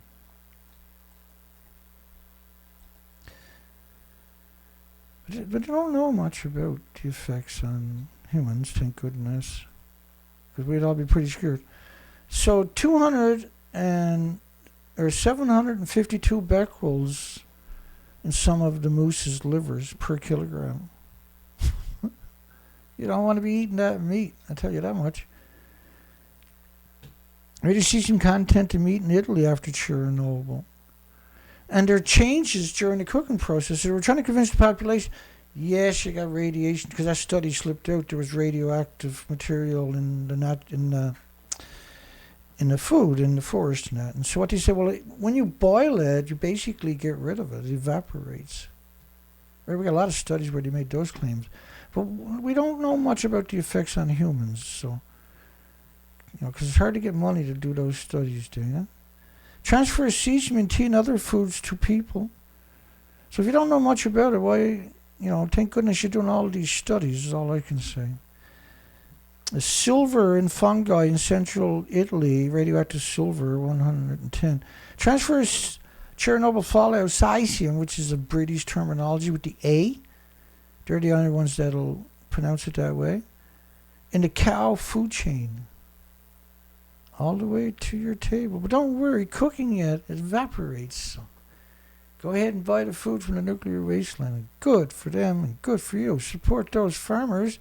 They got to make a living murdering everybody too. It's not their fault. They still got to make a living.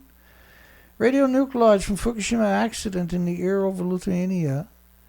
Yeah, but we don't have many studies on the effects of humans, so let's not worry, people.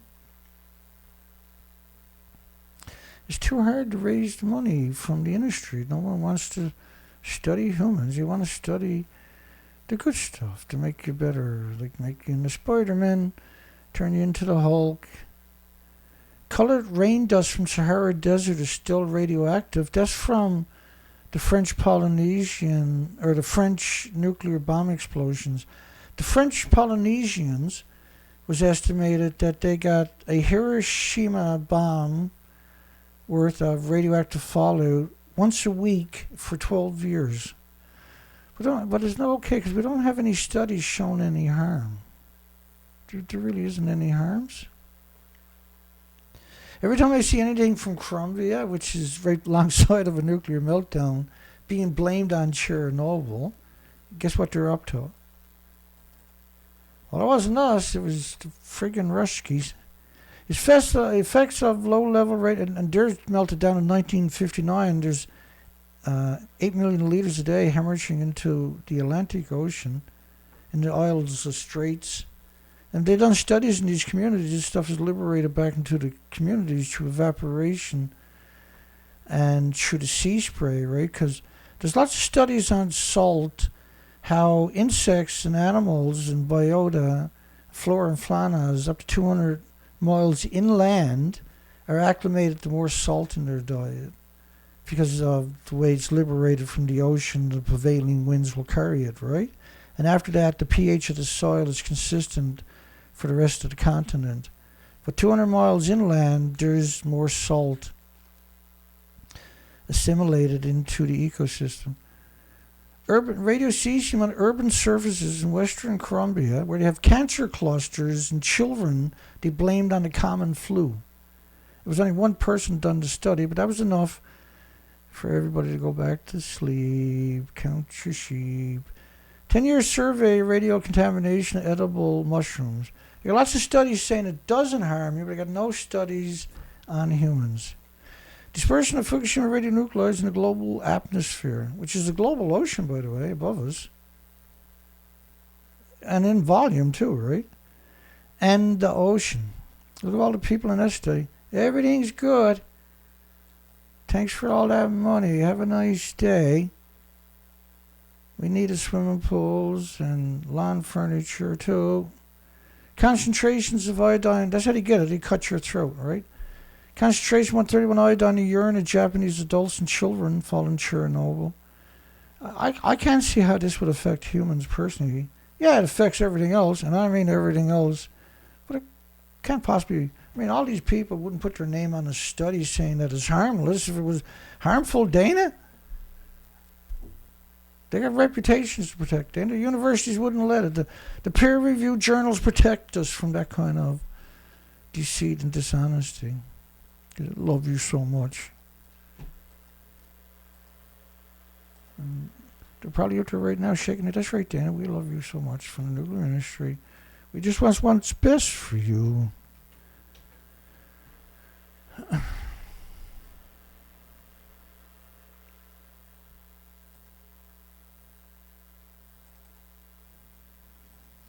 Oh me, oh my, I heard me old men say. Hang on, me, oh my, I think I'm gonna die. Oh me, oh my, I heard me old men say. I wish I, oh, here it is. I didn't say oh, I got interrupted. Damn it. Uh-huh, mm-hmm, uh-huh, uh-huh.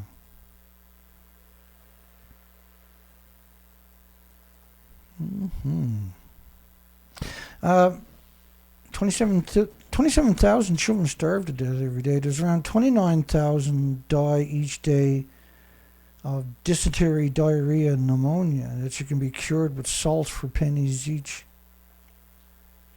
Don't worry, UNICEF got your back. I mean, UN got your back. America during the Great Depression. Interview with the father of global warming, Wallace Brocker.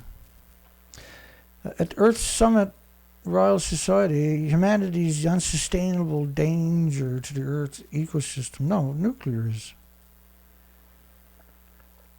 Australia professor, global warming deniers should be sentenced to death. 15 of these container ships create more pollution than all the cars on the planet combined, by the way. There's been 106 billion people on this planet already before us. It was only nuclear that denigrated the ecosystem beyond repair. CEO wants to raise retirement age to 70 because they got tons of money. Climate alarmist calls for burning down skeptics' homes. But climate change is nuclear because gas, oil, and coal emissions don't make plumes covering the planet like nuclear does, for starters. They don't travel very far. And they're assimilated back into the ecosystem because you can't have anything without carbon, for starters. Carbon can't heat a planet up, but radioactive fallout sure can. And 80 years of it guaranteed to have. Climate change skepticism is a sickness that must be treated. That's her right there, the professor from hell. Climate Fund wants UN-style diplomatic immunity. UN diplomatic immunity. United Nations has diplomatic immunity where they go. If they run over your child, they just keep driving to the airport. No need to make it. Well, we'll throw you a few $1,000. You can have another kid. Shut the fuck up. Population control brainwashing is a smash hit. Death threats anyone. Australia professor, global warming deniers should have been sentenced to death. Disability rights, which is Colin Brewer, says disabled children should be put down. He says, yeah, it's a shitty job, but I'll do it for McDonald's. Edible vaccine inventor jokes about culling the population. So what do all of these people have in common? Is that they're in a very key position to carry out. Environmental magazine advocates war crime trials. So if you're skeptical of their narrative, the carbon, so there was a big push for you not to question that. And if you questioned that narrative, you were under siege. And so let me play the TV ads. I think there's 4 TV ads. It's not very long. But this was played on TV over and over and over. There's 4 sets of ads. And what they were basically saying, it's okay to slaughter anybody who doesn't want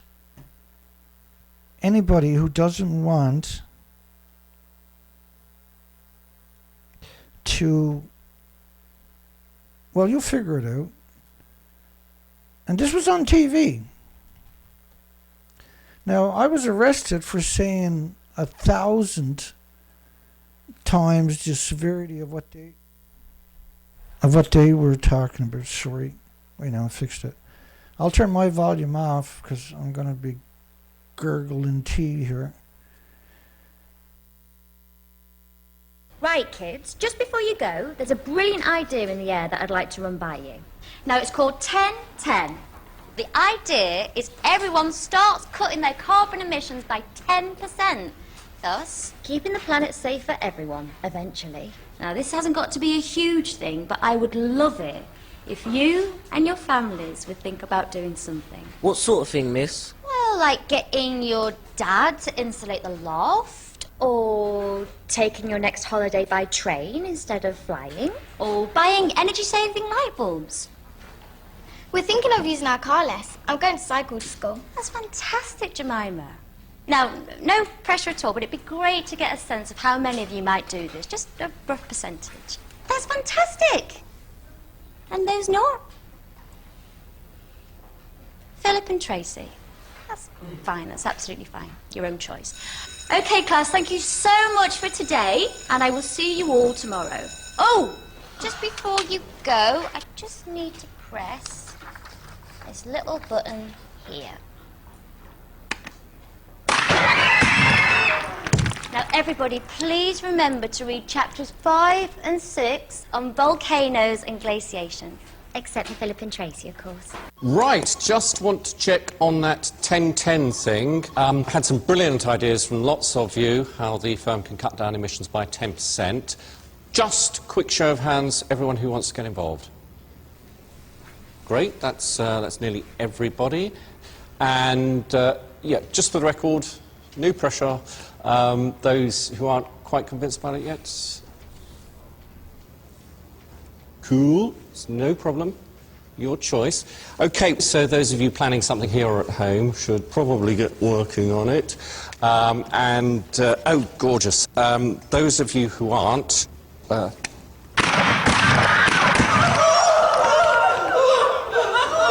excellent. Have a great weekend, everyone. Well, hello everyone. It's great to be back here at Spurs. So many happy memories for me. Anyway, tell me something. What is this 10-10 thing the club is doing? Well, it means that we're trying to cut our carbon emissions by 10% this year, and Tottenham Hotspur Football Club was the first to sign up. We've changed the floodlights at White Hart Lane, so they're low energy. Lots of our fans are coming to matches on buses, trains, bikes and stuff, rather than coming by car. I see. Whatever, I wouldn't do it. It seems like distraction from football to me. That's just fine, David. You don't have to join in, just ignore it. No pressure.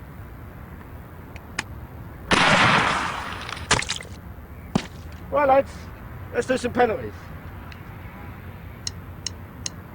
10-10. Hundreds of thousands of people, schools, businesses, hospitals, movie stars, knitting circles, scout troops, presidents and governments, all tackling climate change in more than 40 countries. Care to join us? No pressure. Was that okay? Sounded great to me. Thanks, okay. Gillian. Happy to help. So what are you thinking of doing for 10-10 yourself? What, are you kidding me? I thought that by doing this voiceover, that was my contribution. Right. No, absolutely. No pressure. Okay. Bye. Bye. Thank you. Jesus.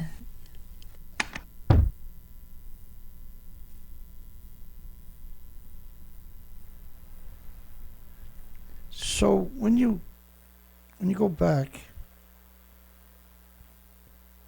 like when they blow these people up, just listen.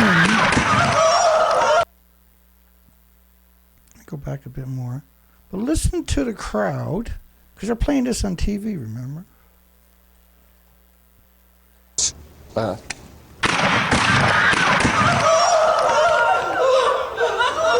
Excellent. Have a great weekend, everyone.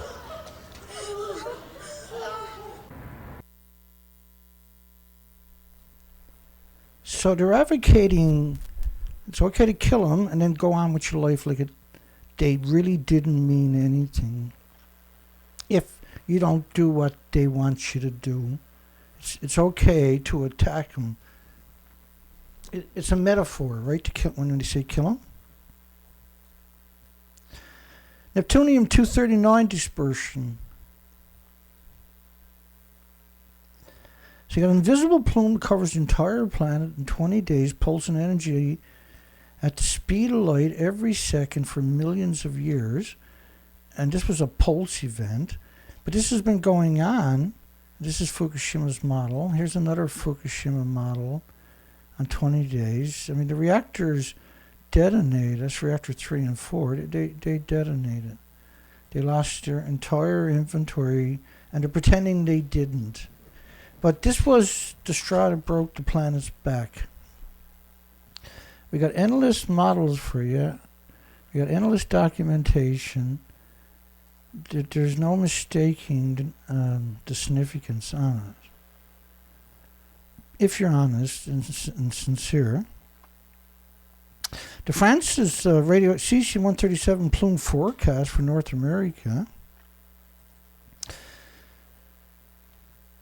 was based on a study of they were finding 1 million to 10 million times what they call weapons fallout background, because it's been around for a long time, as 1 million to 10 million times. So say there was 3 becquerels of cesium. So 30 million times per cubic meter of air after the nuclear meltdown. Cesium-137 immediately damages the heart muscles, not slow acting. And that's what this model here is. That's the cesium-137 model. And this one is based on 16 days, I think. No, this is 20 days right there of cesium-137. And there was a lot more than what they got into the model because the entire inventories of the buildings are gone. But don't worry, they don't know much about it. They don't have any studies showing that it's harmful to people. Because it's hard to get the money, Dana. Introduction to radiation injury, another silent epidemic. And I got the perfect way to articulate that coming up. Epidemic. Radiation-induced injuries.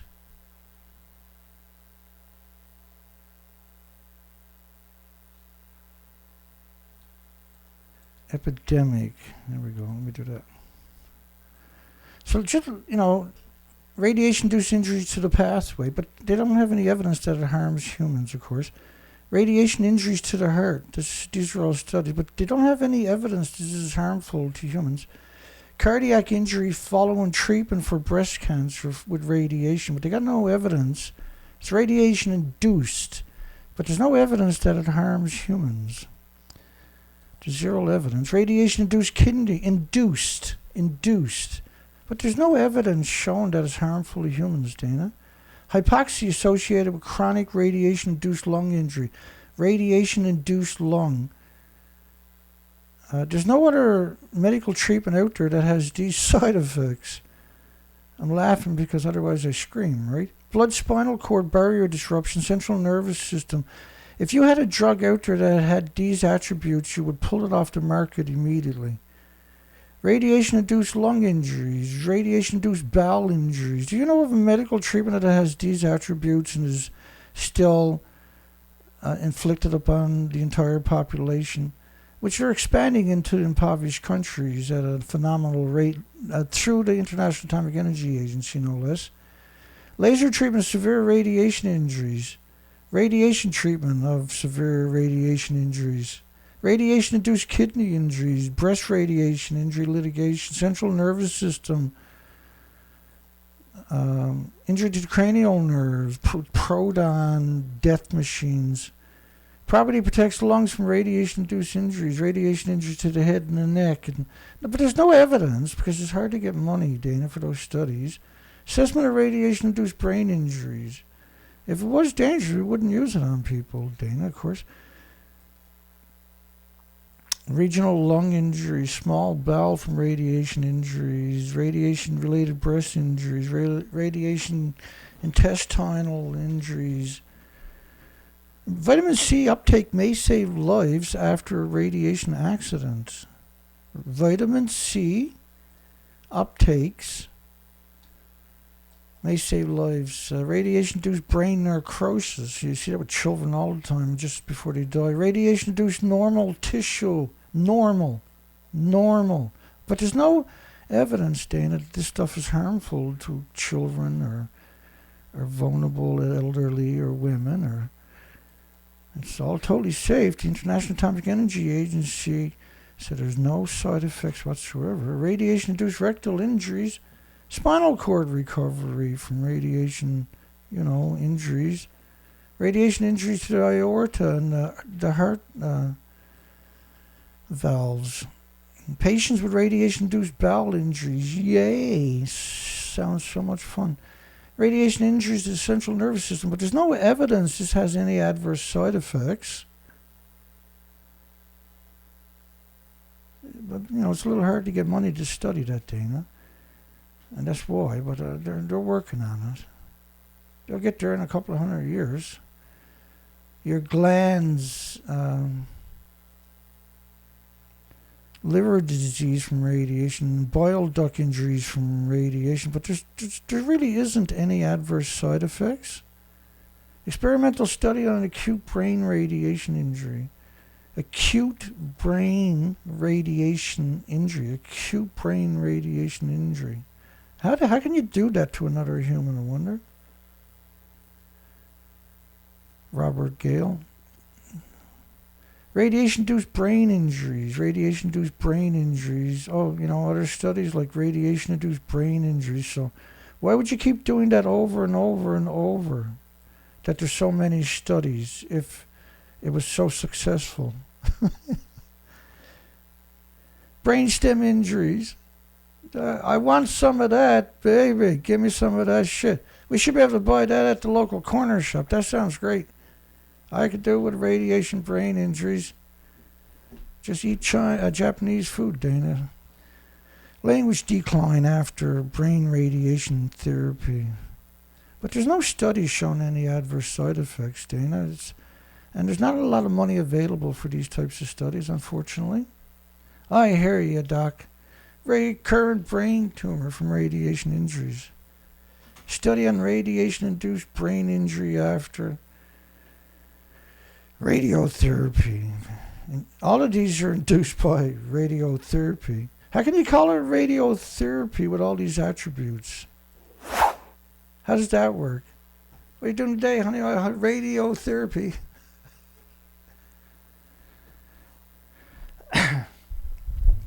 If you ask these people that are doing that, would they do it to their own children? They would smile because you wouldn't be able to get it off their face. And they say, well, we're not allowed to talk about patients' personal records. It's illegal. These are serial killers on a scale and they're out there everywhere. This is serial murder, right? Radiation-induced brain injuries. Go down and tell their loved ones, every one of them, that there's no side effects from radiation. See how that works out for you. Radiation-induced brain injury. Brain tumor progression from radiation injury after cranial irradiation. Yeah, just put your head there.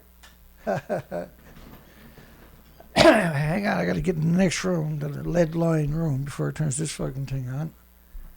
How you doing in there, George? Feeling pretty warm. We'll check on it after coffee. Thanks, Doc. I appreciate it. Ionizing radiation-induced brain injury. Ionized radiation. How? Like, these are all different studies from different parts of the country. And they never got together and said, no, probably shouldn't do that. They're maniacs. They're using hospitals as laboratories. There's no reason to do this over and over to people. There's no other medication out there. If there's a medication out there where you had these attributes, you really fucking think that'll be on the shelf? It's a license to murder you, your friends, your families, everybody that walks through the door. Why, yes, we certainly do. We got a cure for that. Worked on a tree branch one time. It might work on you. Radiation-induced, you guessed it, brain injuries. Test battery for assessment of radiation-induced brain injuries. Let's get a few people in here and radiate the freak out of them. Like Robert, you can see Robert Gale doing every one of these, right? Give him a little bit more. Jesus, Doc, you sure? Yeah, turn her up a little bit more. You never know. An experimental study on your brain. Mitigate radiation-induced brain necrosis, an experimental study. Why not just don't do that to someone's brain? How can you keep doing that? Microwave-induced brain injury. All those people jumping on 9/11 from the buildings, like 1,100 of them. That's what was happening in their heads. Injury to the brain from radiation therapy with the whole brain. Brain radionecrosis after adjuvant radiation therapy. Therapy. Does anything I read you here sound like therapy? Hey, come on, kids, I gotta go down and get some therapy. No, Mom, I want to go to the beach. Yeah, but no, therapy's pretty cool. Come on, kids. Robert Gale's a nice doctor. It's probably what Dana said about him. Because that's what he's doing, right? He's doing that. He's doing all of this. That is Robert Gale. That's Robert Gale. Cognitive impairment in young patients treated with radiation therapy for a brain tumor. Aging mass detection radiation-induced brain injury. Radiation-induced soft tissue injury to the head and the neck. Late radiation rectal injury. After you go home a year later, oh, can't shit. Surgical treatment of chest wall. Radiation-induced injuries. So the radiation cut you up and radiate you some more and fix that with some more radiation. Don't worry, there's still a few more tricks up our sleeves. We'll get Timmy back to you.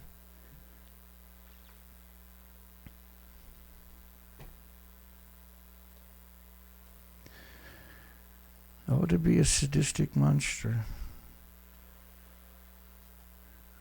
Well, there is a job in the nuclear industry. I can get you. You sick little bastard. You'll fit right in.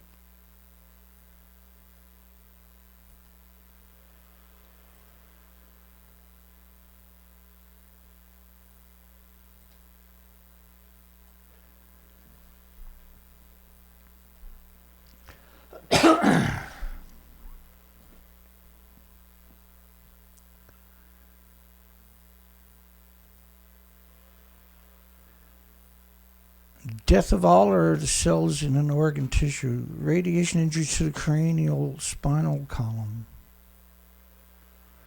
Radiation-induced death.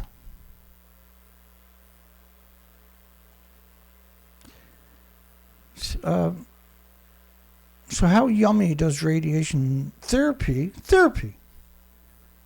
Well, if they don't call it therapy, who the fuck is going to go get that done to them? Just saying, I'm not trying to be an asshole. I'm pretty good at that, but I'm not trying to be.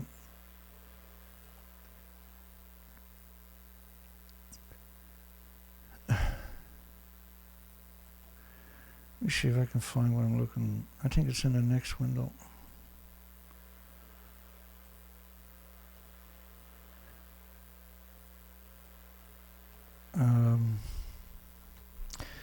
Cardiac injuries from radiation therapy.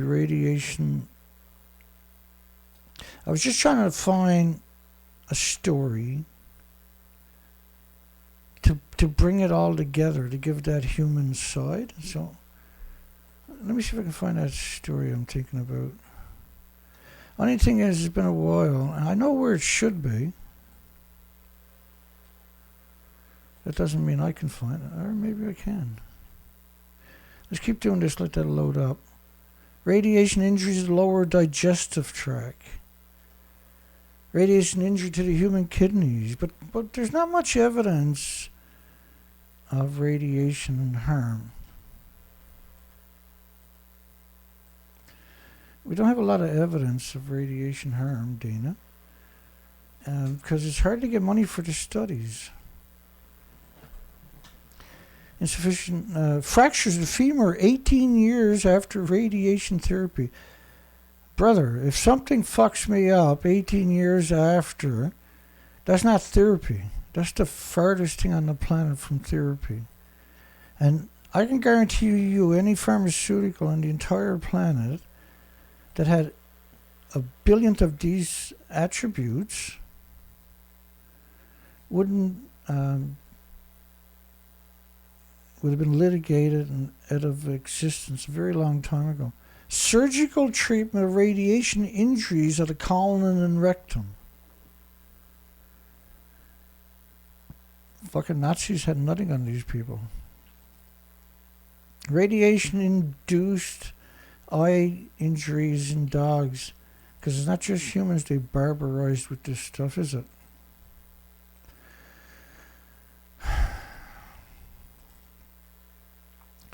microwave, and look at all the people in the study. Yeah, you should have seen him squirming. It was pretty impressive. Thought he was going to break dance for a while, and it looked pretty good. He wasn't happy. Yeah, we got our data. Oh shit, that's all gone. Holy shit,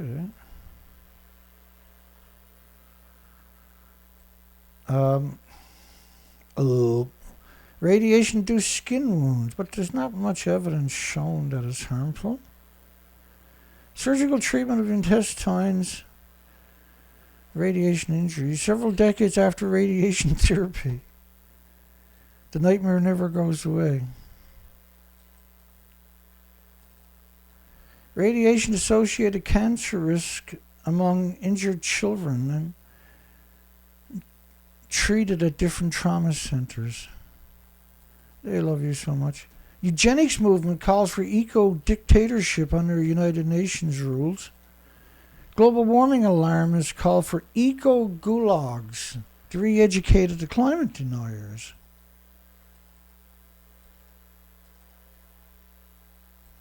Yeah, they're a bunch of charmers. Barcode everybody at birth. Global warming author says. Global warming, the chilling effect on free speech. That pretty well sums it up pretty good too, don't you think? The green police, we've seen so many facets. It's hard to comprehend how much pollution ships put into the equations. Because the big bunker ships are burning bunker fuel. And it's very ineffective. It's supposed to be on a toxic site for hundreds of years to break down. But there's a sweet deal worldwide to put it in ships and release it into the ocean because it's very ineffective. But it's very big particulates, it turns out. And they're able to influence the weather. There's 90,000 of these on the ocean. 15 of them, the bigger ones, create more pollution than all the cars on the planet combined. There's 90,000 on the ocean. That's equal to 4 trillion people on the planet every day. But lucky for us, that kind of pollution is natural. And so the planet will break it down at some point. But anthropogenic man-made is not. No, the industries, military-industrial complex is killing the planet. There's been over 100 billion people, and the registry of dead people on the planet shows about 106 billion people before us. It was the nuclear industry that annihilated the species, not war, well, it is a silent war. Japan should let the elderly hurry up and die, so the finance minister got promoted to oversee Fukushima. Militant environmentalists call for execution and decisive ecological warfare. So when you see all of this and you say, well, Dana, you're pretty outspoken, you're pretty colorful, which I'm not denying. You have no idea what's in the pipeline if the planet wakes up. You got hundreds of thousands of people protesting tritium. Imagine what they're going to do in the future when they find out the real story. And so your job is to make sure that gets out there. My job is to bring you the story. I'm censored. You're not. So eventually you will be the ones. I can't believe that the world works this way.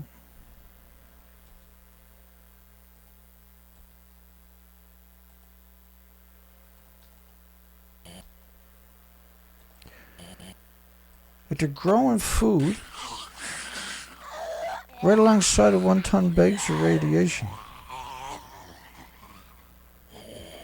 They're growing food right alongside of 1-ton bags of radiation.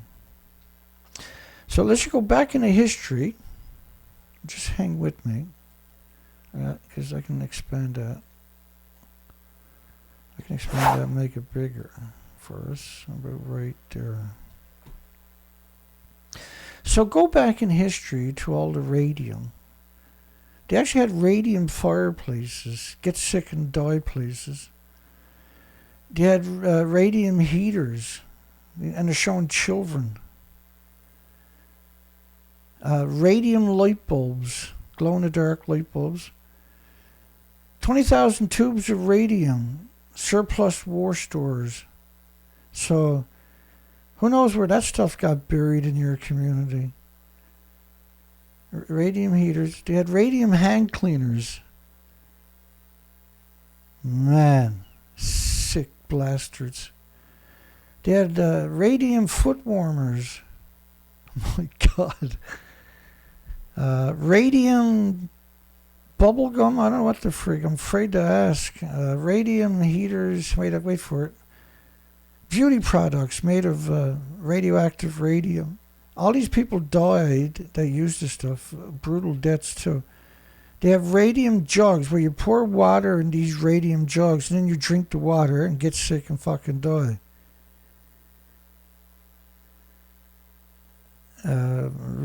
Radium limit. They had all kinds of gadgets and gadgets. Pure radium water. Radium water. Health radium appliance company. They had radium chewing tobacco. Who knows? They have radium. Man, these people were friggin' maniacs. Nuclear took over the planet in many.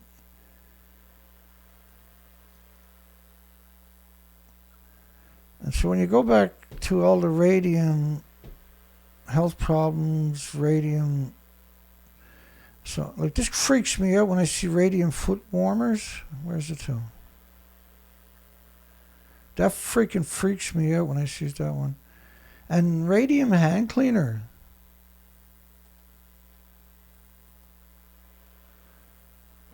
And everybody done that die, but don't worry because there's no evidence that this had any adverse side effects whatsoever.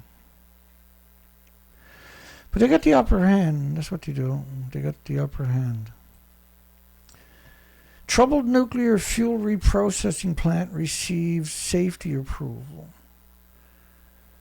I want you to say that 3 times and then Beetlejuice. Troubled nuclear fuel reprocessing plant receives radioactive approval. Let's try it again. A Japanese nuclear plant is short of storage for spent fuel. Let's try that one, rather. Japan's nuclear plants are short of storage for spent fuel. A remote town could be the solution. So we got 1, 2, 3, 4 headlines. I got 4 more exact same headlines. 4 more of the exact same headlines. 4 more. 4 more. We got everybody worldwide with those exact same words to get rid of nuclear fuel for the nuclear industry. Everybody got to take one for the team. And there's no evidence that this stuff is harmful whatsoever. China researches all water samples contain strontium-90. French map of cesium-137 disposition for Fukushima shows the U.S. more contaminated than Western Japan. The U.S. is more contaminated than Western Japan. Up to 99% of the U.S. of offsprings died after eating low-level contaminated food. There's no evidence this stuff is harmful to you, but it's hard to get the money to do the studies. Radioactive forest, a permanent risk, must be cut down, and every gust of wind showers cesium all over the village. But that's okay, they decontaminated it, Dana. Radioactive forest is a permanent risk. U.S., all of the western United States, East Coast, Midwest, and Canada covered with airborne particles at various altitudes based solely on reactor 1. Based solely on reactor 1.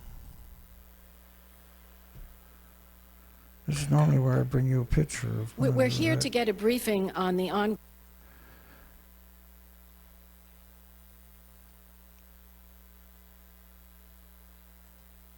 What the hell was that? Oh, let's play that.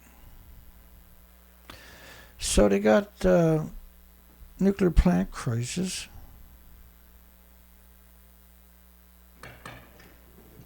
We're here to get a briefing on the ongoing crisis associated with the nuclear power plants in Japan.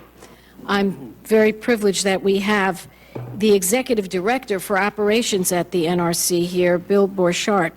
I couldn't speculate on that. An expert, a true expert as well. Again, I wouldn't wish to speculate. So we feel very blessed that you could come and stand in until the chairman comes, and we really do welcome you. Again, I can't speculate. Well, teaching all of us the lessons that we have to take away from what is happening. I couldn't speculate on that. What we believe is a significant amount of fuel damage in the three operating reactors, units 1, 2, and 3, which were operating at the time of the earthquake. And then because of the spent fuel problems that are in Unit 4 of that reactor facility. All of those factors taken into combination, if that same type of source term, that same type of radiological problem existed in the United States, our recommendation to state governments would be to evacuate out to 50 miles. Well, that's a really good point, because I'm asking you, do you know how many people live within 50 miles of San Onofre nuclear power plant? I do not know. Well, I'm going to tell you how many people. 7.4 million people. And so Jasco was running late, stuck in traffic, and Bouchard had stepped in there, and he was the next to Jasco, to inform Congress about Fukushima, and every one of his replies was, "I don't know," and she would praise him up like he was, thank you so much, right? We appreciate it. That's why we give you all that money. And anyway, that's the show, I guess, tonight. James Lucet donated $325 to the war chest. And the truck is still not ready. Monday they might have an answer for me. For anybody that's wondering about that. That's a big deal. Thank you, James. And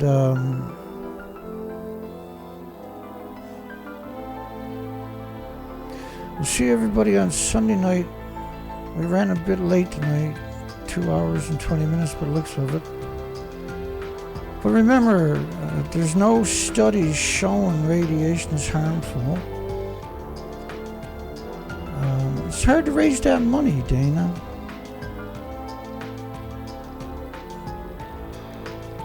And we'll see everybody tomorrow night, or Sunday night, and the night after, and the night after that, and the night after that. Have a great weekend. Hugs for everybody. We'll see you on the next show, unless something breaks. Have a great weekend. Take care.